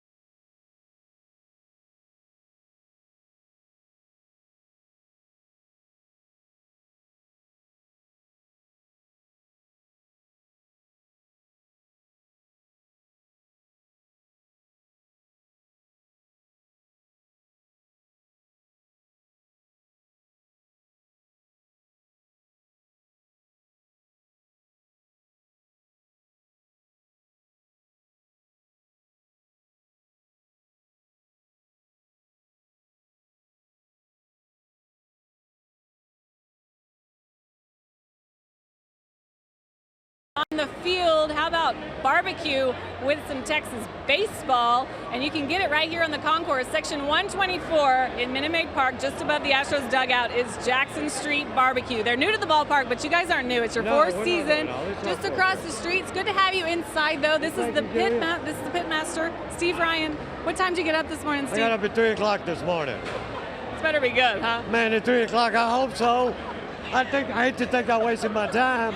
You didn't waste your time. Tell me what you guys have on the menu for us. Okay, right here we have our burnt-in biscuit, which is really our Jackson Street signature. Here we have our waffle fries loaded with queso cheese sauce and our slow smoked brisket, which we only serve here right now, but we will bring it to the restaurant. We have our turkey legs, which brings out the primal in each baseball fan. And then we have our homemade kolaches with German sausage that we have made just for us in a salt and pepper dough. All right, I quit listening after you said turkey leg, but come see it. Julia. Just got a cheering section. Yes.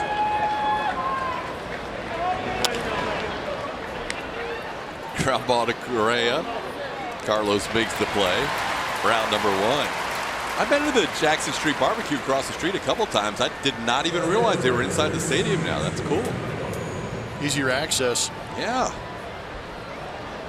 1 out in the 7th. Morton has now retired 7 in a row. And he'll face Joey Gallo.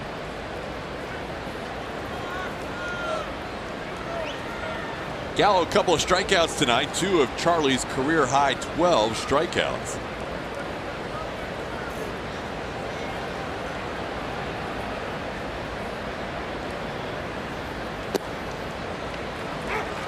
Called strike. Gallo has struck out once swinging and once looking.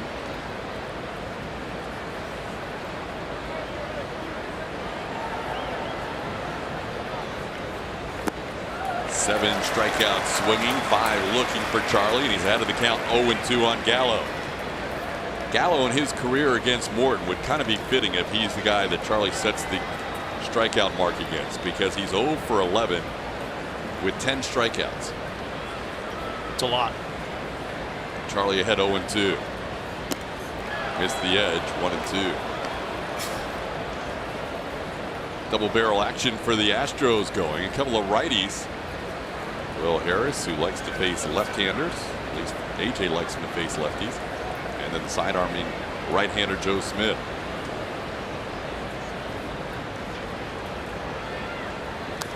Just a piece.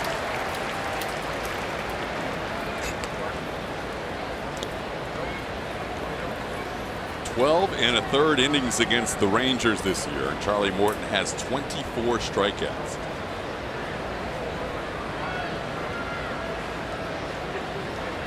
He went 6 innings last time, now pitching into the 7th inning tonight.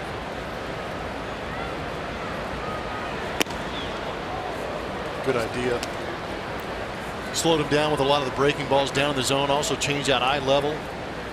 And it's tough when you've got a massive swing like Joey Gallo to catch up to 96, 97 in the top part of the zone.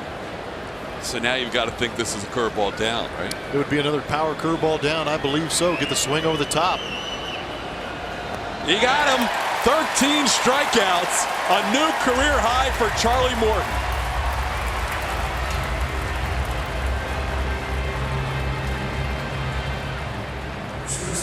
Congratulations to Charlie Morton.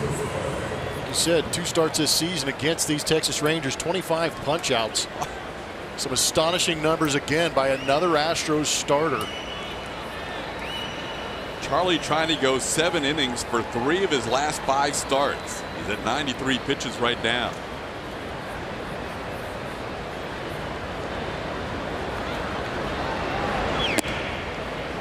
Inside to Profar, 1-0. Charlie got a little excited on that fastball, realizing that he has a chance to get through that 7th inning you're talking about, Todd.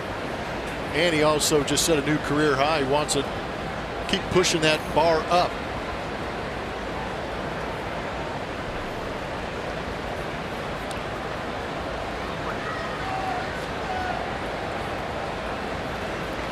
Last year, Morton had 5 different games of 7 innings as Profar sends one down the line foul. He never pitched more than 7 innings in any of his starts last year, and he had at least 1 game every month. Didn't pitch in the month of June because of injury, but at least 1 game in every other month with 7 innings, but never a stretch like this where he's got a chance to go 3 out of 5 starts with 7 innings or more.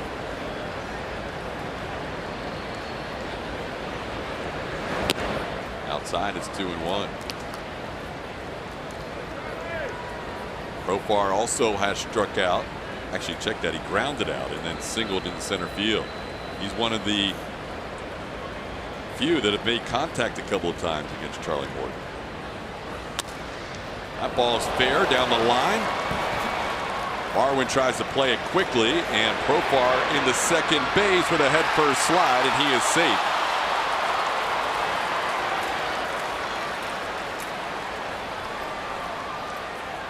Well, Profar there with 2 outs. Get back to the Houston community by joining the Astros Foundation Volunteer Corps. Take part in volunteering on game day at Minute Maid Park. Help with craft parties at local hospitals and much more. Visit astros.com/volunteer to sign up now. A little discussion between Brian McCann and his starting pitcher Charlie Morton as Rougned Odor will bat. That was a talk by Brian McCann, veteran to veteran, saying, hey, this could be your last hitter. Let's go out and get him. You've got 2 outs in this inning. It's also a moment to give him a little bit of a breather. Get focused on this hitter in Rougned Odor. It's the 3rd game this season that Charlie's gone double-digit punch-outs. Guess how many he had last year in 25 starts? 3. Wow. I know he did it against Oakland in April. He had Oakland in April, struck out 12. In May, struck out 10 Yankees. And July against Minnesota had 10. There you go. This year he's gotten the Yankees for 10 again, and then twice in a row against the Rangers, 12 and now 13. He's gotten Odor twice.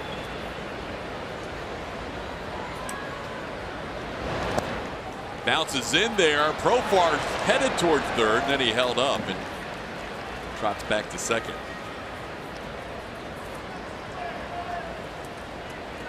Just playing along with AJ Hinch, trying to guess. I'm thinking this could be Charlie's last batter. Yeah, I definitely believe that. Right at 100 pitches. Last time out in Arizona, went 5 innings, only threw 82 pitches. We've seen a couple of low pitch counts from Charlie against the Angels here. Went 4 innings, 75 pitches, but I think the best one was that one in Seattle where he went 7 innings and threw 86. Yeah, he's been very efficient. We have seen all the guys pick up big strikeout numbers and stay efficient with their pitch count. Charlie working with a couple of extra days rest. He and Justin Verlander flip-flopping spots in the rotation. Charlie pitching for the second straight Saturday in a row. 2-0 the count on Odor. Of his 100 pitches, only 17 out of the stretch tonight.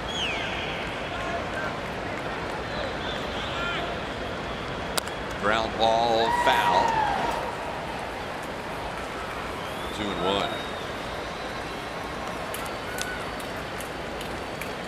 Last time against the Rangers, his high pitch count of the year at 106.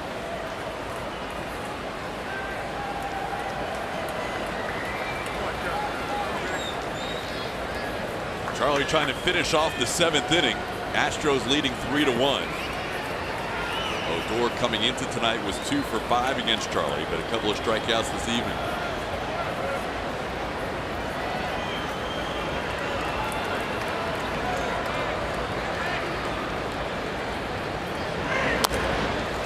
Chopper foul. Now Charlie with a 2-2 count has a chance to pick up his 14th strikeout. It's been a heavy dose of curveballs to Rougned Odor.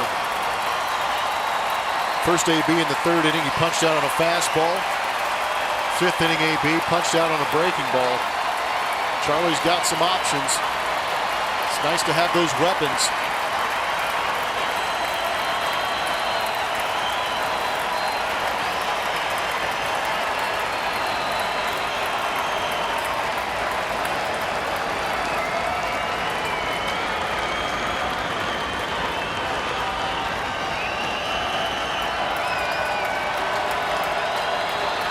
Struck out everybody in the lineup with the exception of DeShields and Profar. He's got Chu 3 times, Gallo 3 times, and now trying to get Odor for the 3rd time. Another visit between McCann and Charlie with this 3-2 pitch coming to Rougned Odor. Seemed like Charlie was trying to be extra nasty in that 2-2 count to try and get the strikeout.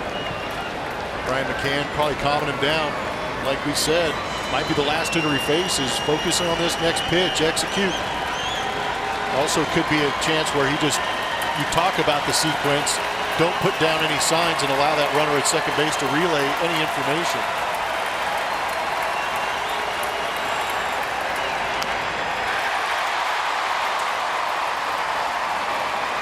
To give you an idea of how good Charlie is, Rougned Odor is looking for that breaking ball. That 3-2 swing on a curveball told me that Rougned Odor is looking for the curveball, yet Charlie's got good enough snap on it that he can still avoid the barrel. 6 straight curveballs in this AB. So what will McCann go to here?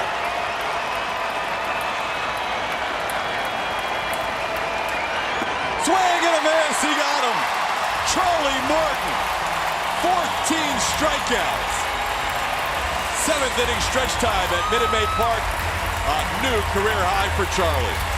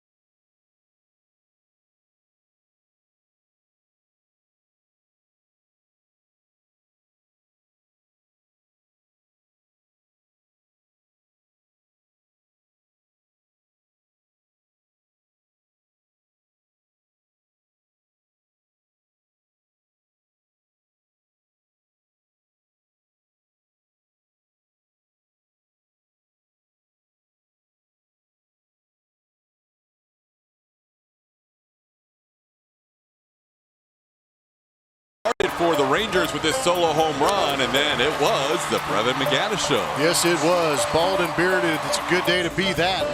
Base it up the middle to get the Astros on the board, and then it's a cannonball into that bullpen. Solo shot backed up by his bearded brother, Evan McGannis. It's been a Brevin McGannis kind of night, but it's good to see the power of the beard showing up. That's a portion of the lineup A.J. Hinch has been needing all year long. We got to give Mark DeRosa his props. He's the one that first came up with that name on MLB Network. But we love it so much, we've used it for the last 2 years as Marwin Gonzalez takes one outside for ball one. Doug Fister's still in there as he's approaching 90 pitches on the night.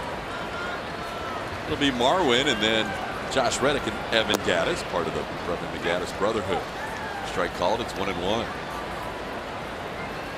Astros had first and second, nobody out last inning, but failed to score. First 0 put up by Fister in the last 4 innings. That one's down. It's 2-1. Fister last year at this time, I mentioned earlier, wasn't even in baseball. Didn't sign with the Angels until May 20th. Ended up moving over to the Boston Red Sox last season as Marlon Fowles went a couple of rows into the crowd. Pitched well enough for the Red Sox that he would start in the ALDS for them in Game 3. Now a member of the Texas Rangers.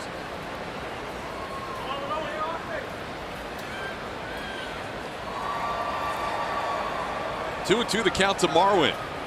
7 great innings tonight from Charlie Morton. 4 hits, 1 run. And he strikes out a career high 14. Off the end of the bat, cued towards Beltre. His throw on the money. And there's 1 out in the 7th.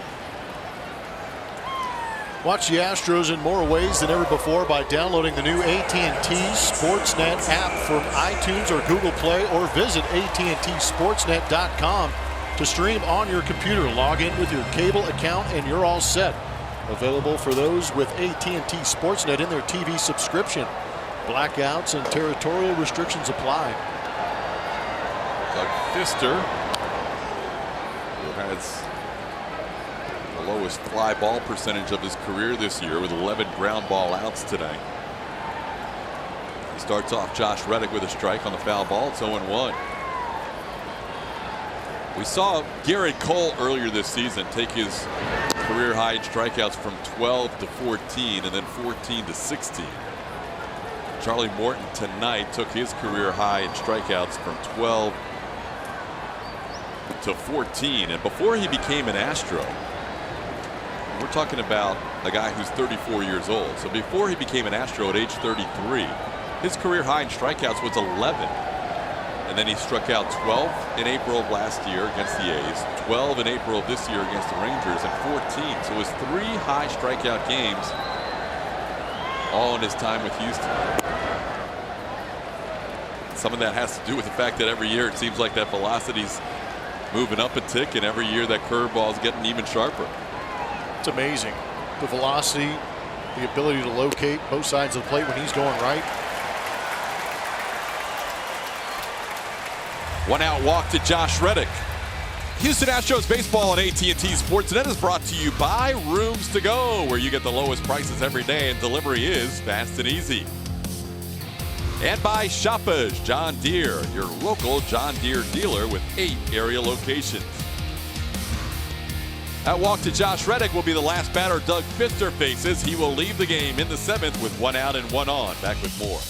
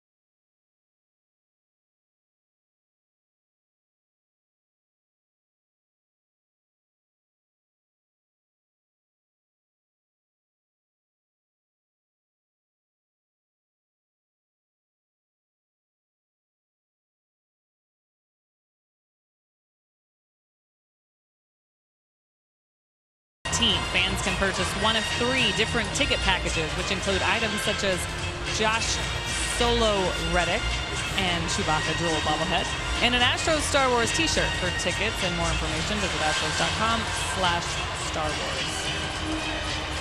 I think, Plummer, are you going as Chewbacca this year? Yeah, I'm going to wear the full outfit, and I'm just going to growl and bark through the whole broadcast. You would. I mean, this is right up your alley. Have Todd translate.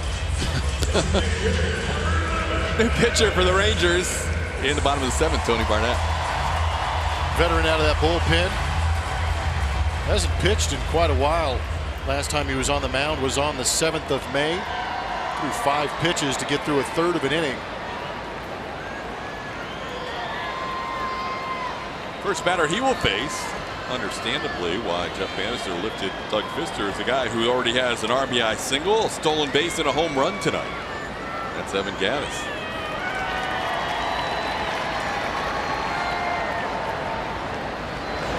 Gattis swings at the first pitch and pops it up. Odor, second baseman. 2 outs.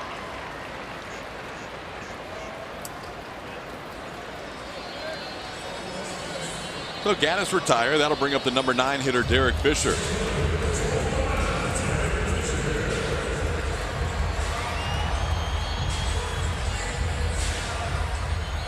Fisher struck out and grounded out. Again, no George Springer if you're just joining us. He had a little bit of an elbow contusion from last night's game. Hit by a pitch. His second time up by Cole Hamels. Stayed in the game to run the bases that inning, but then left in the top half of the next inning. And AJ said he wasn't sure if he would play tomorrow. We'll find out how the swelling is by the time the game starts tomorrow. Day game tomorrow to wrap up this quick 3-game homestand.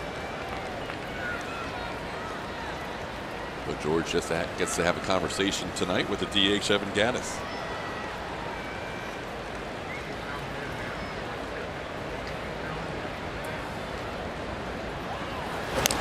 All this talk we've given to the fact that the Astros, even with 3 runs, that's an outburst for them at home. Is how, I don't know how, if there's a technical term for dumb, but 3-game homestands and then 3-game road trips, those are dumb. I know that Major League Baseball is trying to do their best to get these unbalanced schedules on balance. But one thing that we haven't talked about is the fact that these guys didn't even put their suitcases away. That's the second time it's happened with the Rangers in town. They're going to try and turn a double play with 2 outs. So they get 4 outs in the inning. Nope, Fisher's safe. Everybody's excited, but that's 3 outs. Ronald Guzman is not great at keeping track of the outs. Not at all. 3-1 in the 8th.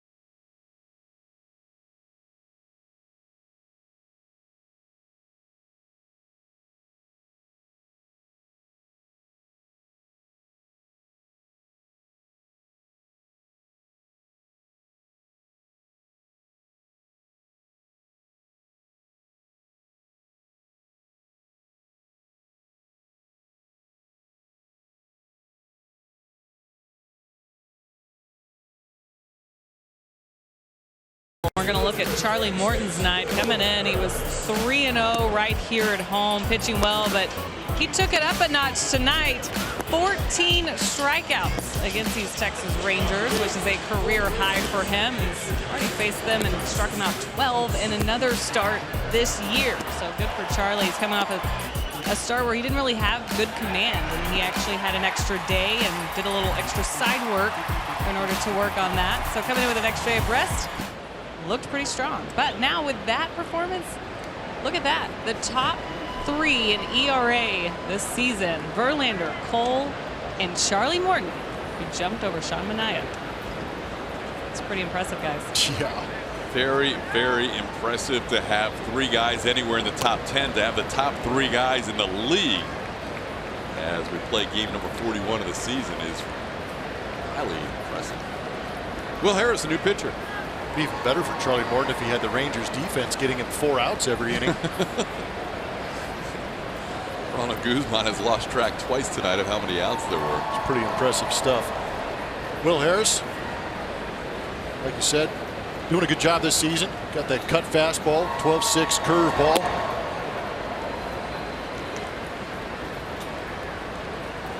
AJ likes to use him against left-hand hitters. He's got a lefty on deck, and then the 2 and 3 hitters in their lineup, Chu and Mazzara, are also lefties. Trinos grounds one towards the hole. Correa backhand sidearm throw, picked by Gurriel at first. Nicely done on both sides of that play.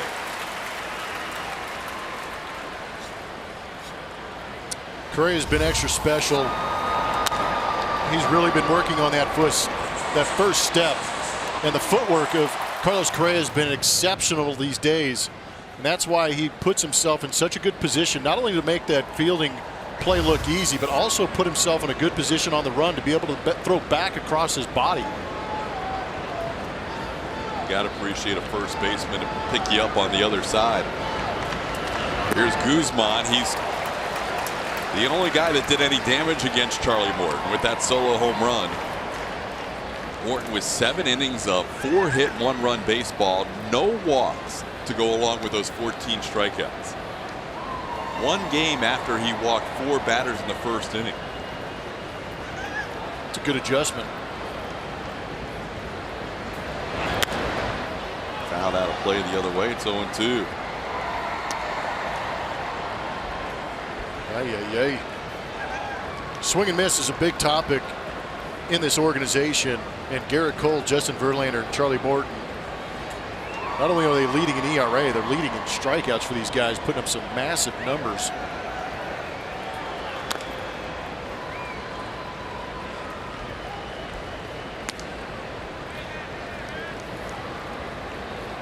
Charlie had 23 swinging strikes. 23. Wow. 12 of them were on the curveball.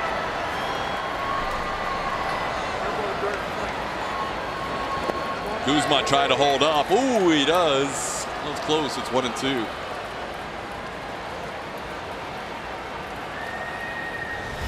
Greg Gibson says no swing. Make the call at home. Close.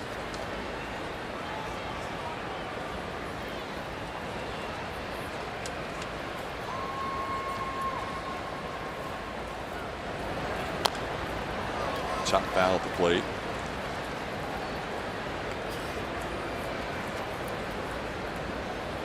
Astros pitching coming in with 412 strikeouts. Washington Nationals coming into tonight had 398. And the Yankees were third at 395.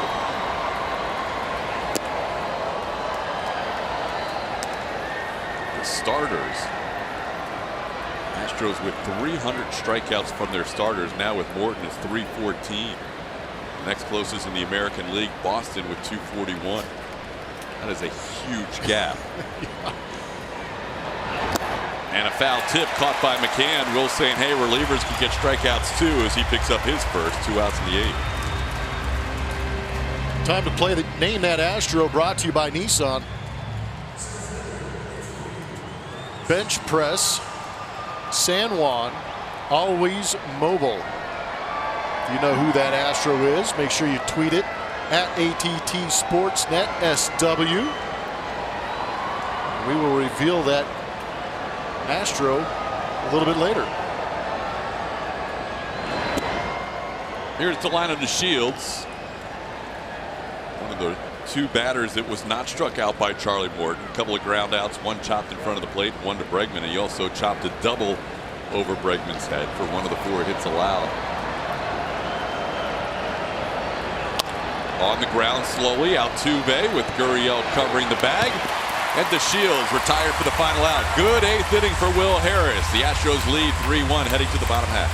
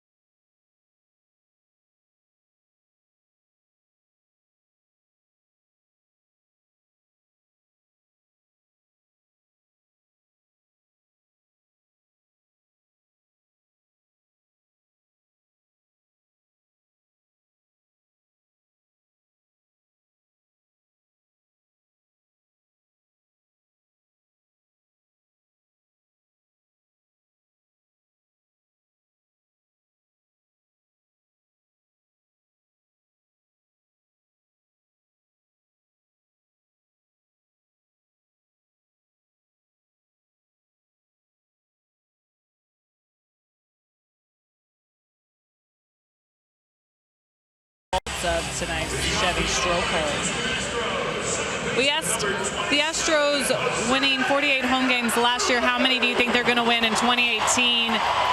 You say, but not by too much, 44 or less. I'm wondering if they voted before the game started, they changed their vote.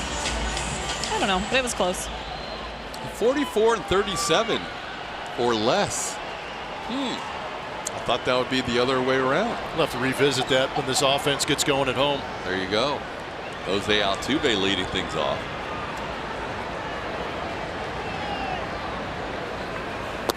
The Astros did not play their best baseball at home last year. We've documented that a number of times. Their road numbers last year were much better across the board. They still won 48 games last year at home. Yep. So we'll see. It's early. We're just past the quarter pole.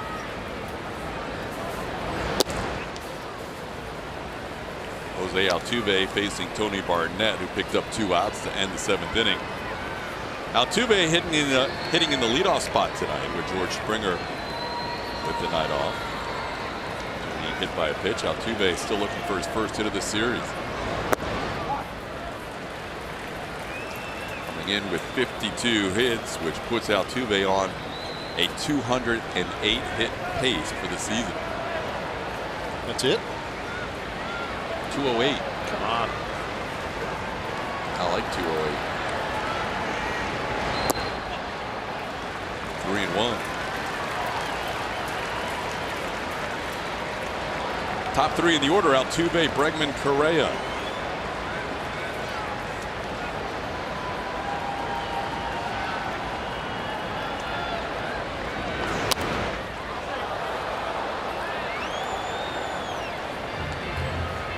Trying to watch the body language of Altuve. That seems like that's a pitch he would have liked to have back.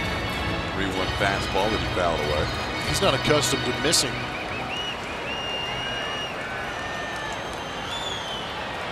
Gets a lot of hits on bad pitches, but we've seen him barrel up some mistakes out over the plate too at times.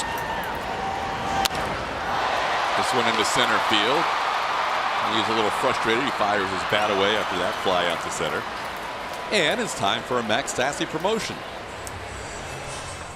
Watch every out-of-market Astros game all season long, live on your favorite supported devices with MLB.tv. Blackout and other restrictions apply. Visit MLB.tv for details. Max Stassi helping us out on the promos tonight. We appreciate it, Max. One out in the 8th, and Alex Bregman bats. Bregman, good numbers against Tony Barnett, 4 for 7. That includes a triple.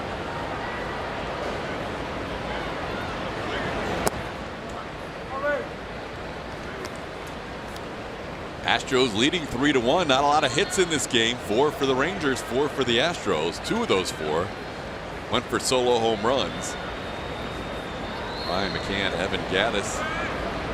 They've combined to knock in all 3 runs. Evan with an RBI single. 1-1 to count. Good job of keeping that strike in front by Chirinos.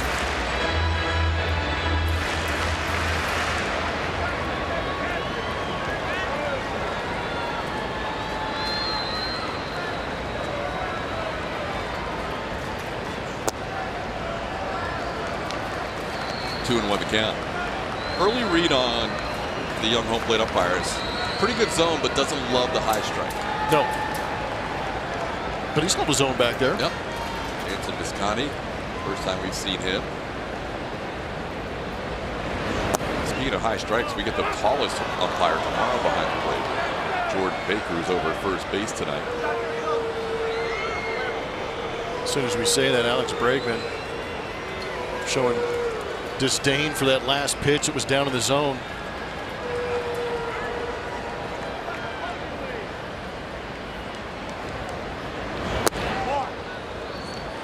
Even with this 3-1 lead, the Astros still with 5 total hits in this series in 17 innings.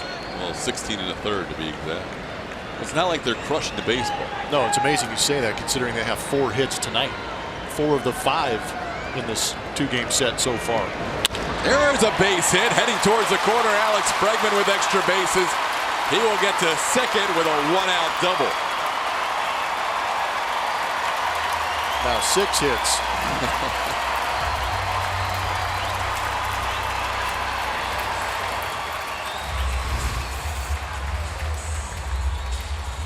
Slider or a hanging cutter. Alex Bregman did miss that mistake up in the zone. Good flat bat through that zone to turn on that. Hits himself into scoring position. Here's Carlos Correa. Ground out, hit by a pitch and walk. Officially 0 for 1. Correa drove in 3 runs on the first game of the road trip in Arizona 8 days ago. Still looking for his first RBI since then, as he got up to 25 RBIs with that 3 RBI game, and that's where he's been. George Springer passing him for the team lead with 26. Carlos right now on a pace for 20 home runs and 100 RBIs.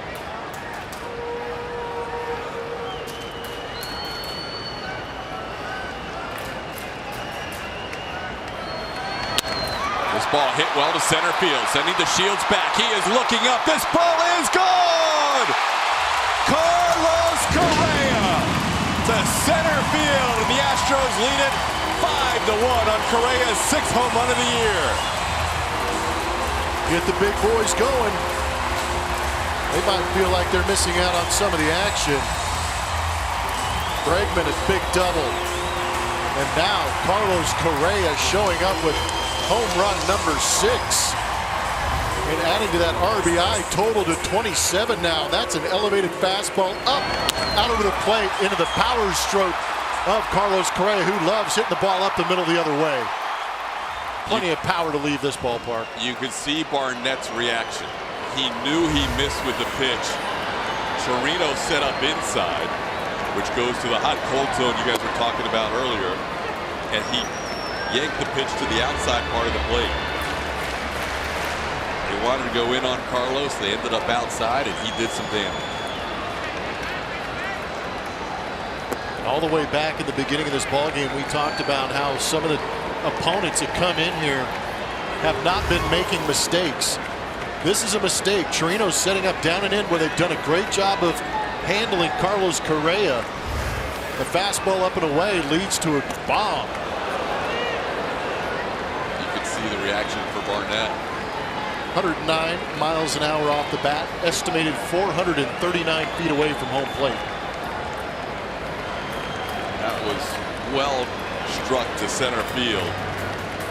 They give the Astros a little extra breathing room heading into the ninth. Gurriel with a count of 1-2. Takes one down. It's 2-2. Chris Stavinsky had been warming earlier in the inning, and now with the lead up to 4, Alan McHugh has joined him. We do have a couple of lefties due up. Shin-Soo Choo and Nomar Mazara in the ninth inning, and then Adrian Beltre and Joey Gallo. So first 2 and 3 out of 4 lefty hitters due up for the Rangers.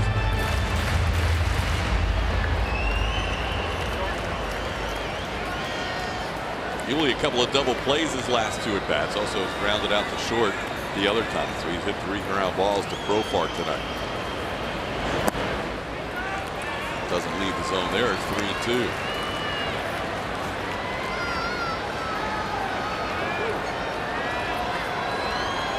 Three Astros home runs tonight. Half of their hits have left the yard. That one on the ground. Beltre can't make the play. Down the line, fair ball. Yuli heading to second. He will get there with a double. Third consecutive extra base hit for the Astros. As Yuli on second with 1 out.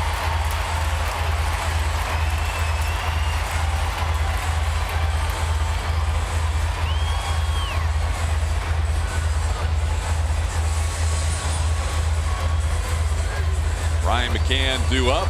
Jeff Bannister, the manager, out of the dugout. Had a lefty warming in the bullpen, and that's who he'll go to. We'll tell you about the new pitcher when we come back.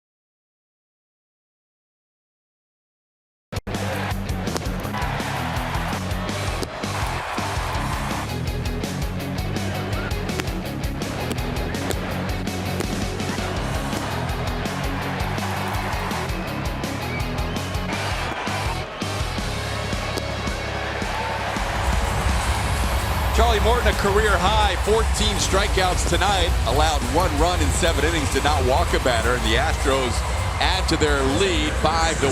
Yuli Gurriel with the most recent of the 3 consecutive extra base hits, a double with 1 out. That has people wearing pineapples very happy.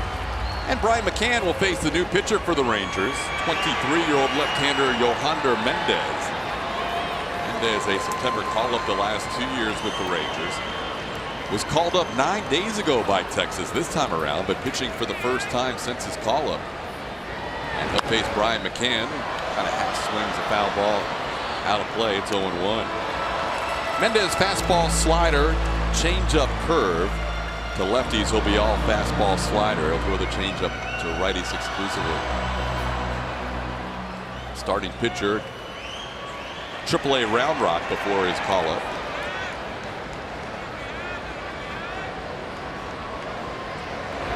And McCann bids for a hit. Profar diving stop. He gets up and throws past Guzman. That'll score a run. Gurriel scores to make it 6-1.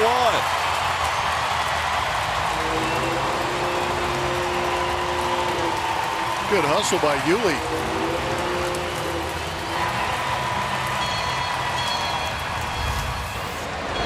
Jerks and playing up the middle. Ball kind of skipped on him a little bit, forcing him to go into that dive, and I think that's what caused the problem, because he actually has not a ton of time, but he has some time with Brian running. Didn't really set his feet and give Guzman a good throw. Good heads up and awareness from Yuli Gurriel. We're going to call that an infield hit for McCann, and then an error on the shortstop. Beauty. The old home run infield hit game combo for Brian McCann tonight. But I agree with you with Profar. You have that little internal clock, and I think with most runners, he felt like he had to rush maybe a little more than he needed to with McCann running. It's hard to believe that you have that much time sometimes, and you do have a tendency to rush it. They made a spectacular play earlier. Now throws one towards the dugout for an error that scores Gurriel. No RBI for McCann. And now Marwin with a count of 2-0. Marwin looking for his first right-handed home run of the season.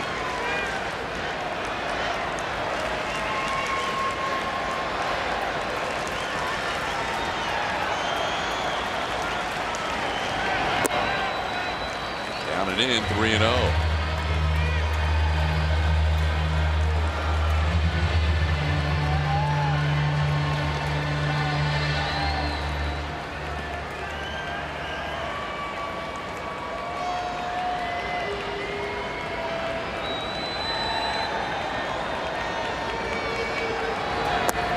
There's a strike on the edge. Marwin will have to come back to the batter's box.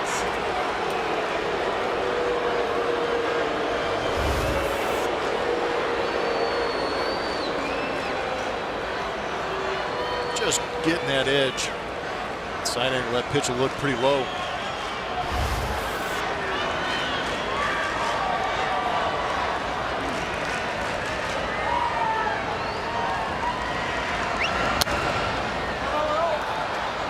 At AAA, Mendez walked 14, struck out 15. Not the ratio you're looking for necessarily. Opponent's batting .302 against him in the PCL.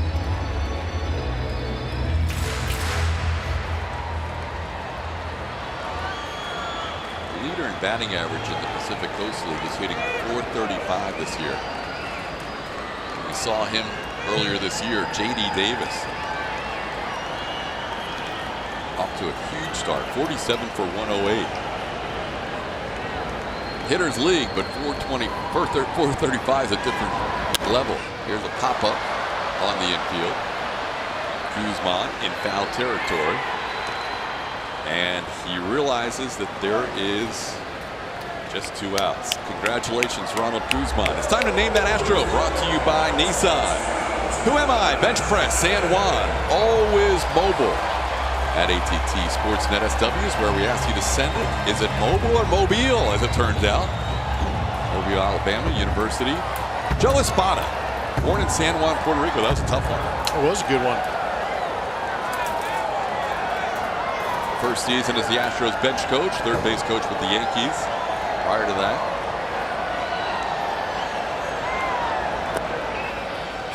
Probably a future manager, too. yeah, see that.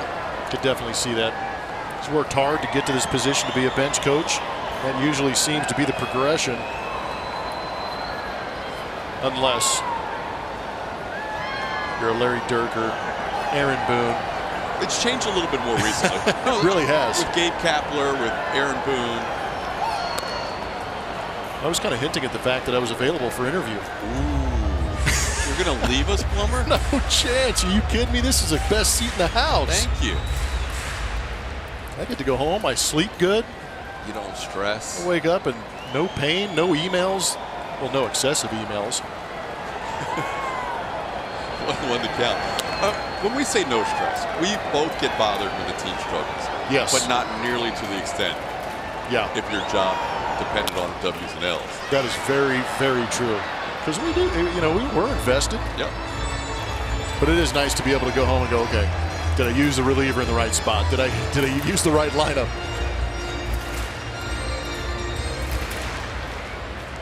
AJ with 101 wins last year, on pace for 97 this year, and everybody's wondering what is the matter with this team. Yeah, you got issues winning 97. Right? Oh.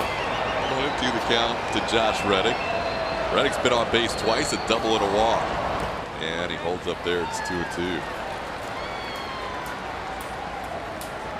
You also have to wonder if you got the right lineup card with the umpires. And Oh. Mickey. yeah. Up there in New York. I was on an Astros team with Cecil Cooper that threw out a wrong batting order. It's not a good feeling. Nope. This ball is popped high in the air. Reddick got under this one. Odor drifts out, calls off Mazzara, and puts it away.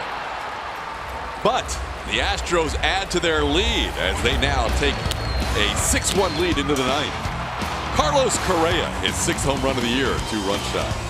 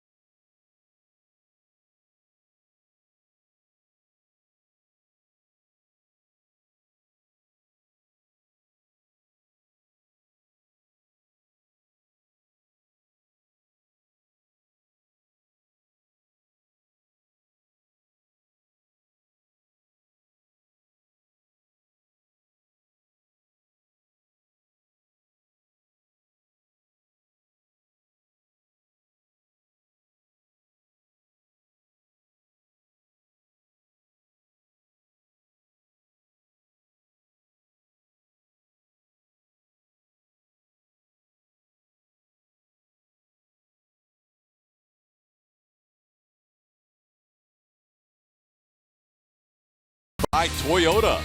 Let's go places.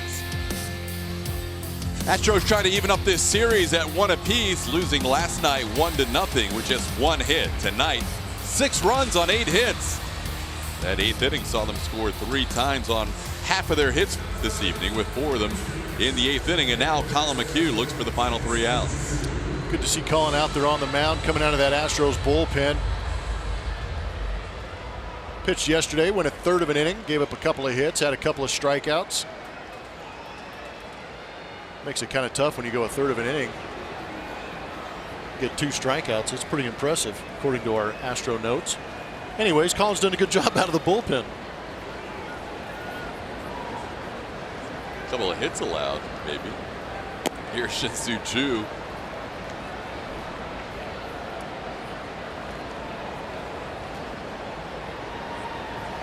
Taking a ball outside, 1-0. That's what I get for reading notes. Gosh darn it. I'll let you do a promo after this batter. How about that? You're so sweet. We got a great Mother's Day gift coming up. 1-1 the count to Shin-Soo Choo. Correa, Altuve, Gurriel on the right side of the infield. Morton for 7. 14 strikeouts. New career high for Charlie. He got Choo 3 times. All 3 times looking. That curveball had him in fits. Will Harris a 1-2-3-8. And now McHugh facing 2 out of 3 and 3 out of 4 left-hand hitters here. Chu, Mazar, Beltre. If any get on, then Gallo. This one over to Altuve. Jose makes the play for the first out of the top half of the 9th inning. But Blunter, we've got the right color on tonight. Yeah, we did it up good, didn't we? Mother's Day, yeah. We got pink on. Mine looks a little lighter than yours, but it's still pink. And then this cap is being sold in the team store. Yeah, it would match both of us pretty good. They do a very good job in Major League Baseball of hooking guys up with some of these hats, these pink hats for Mother's Day, breast cancer awareness. Yep. It's being on sale in the team store, but the team will be wearing these tomorrow. Go out and get yourself one, or get one for mom, or get one for yourself and tell her how much you love her. Fitted caps, you gotta love them. Yeah, they're big time.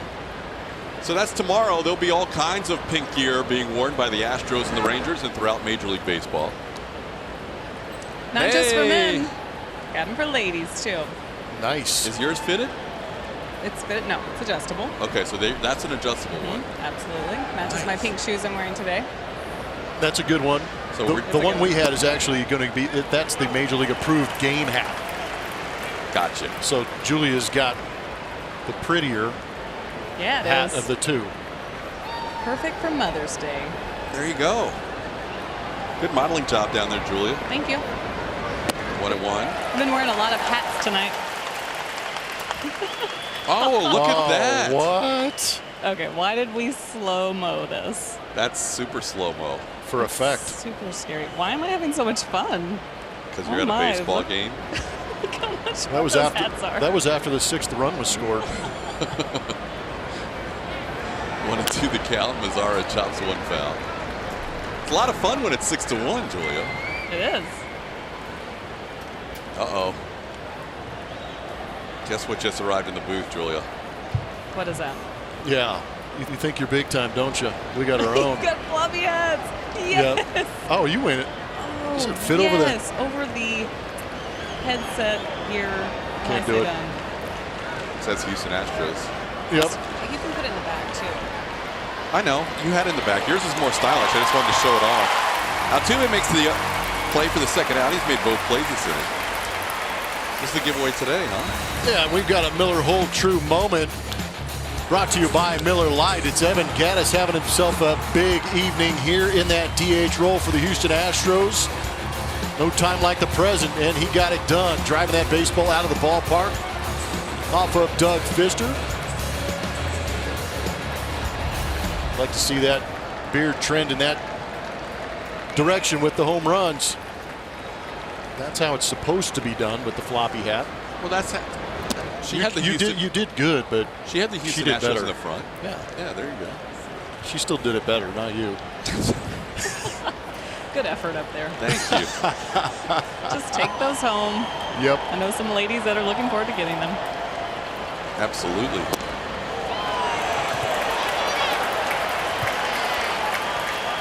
Oh, no. I'm sensing like a movie promo or something.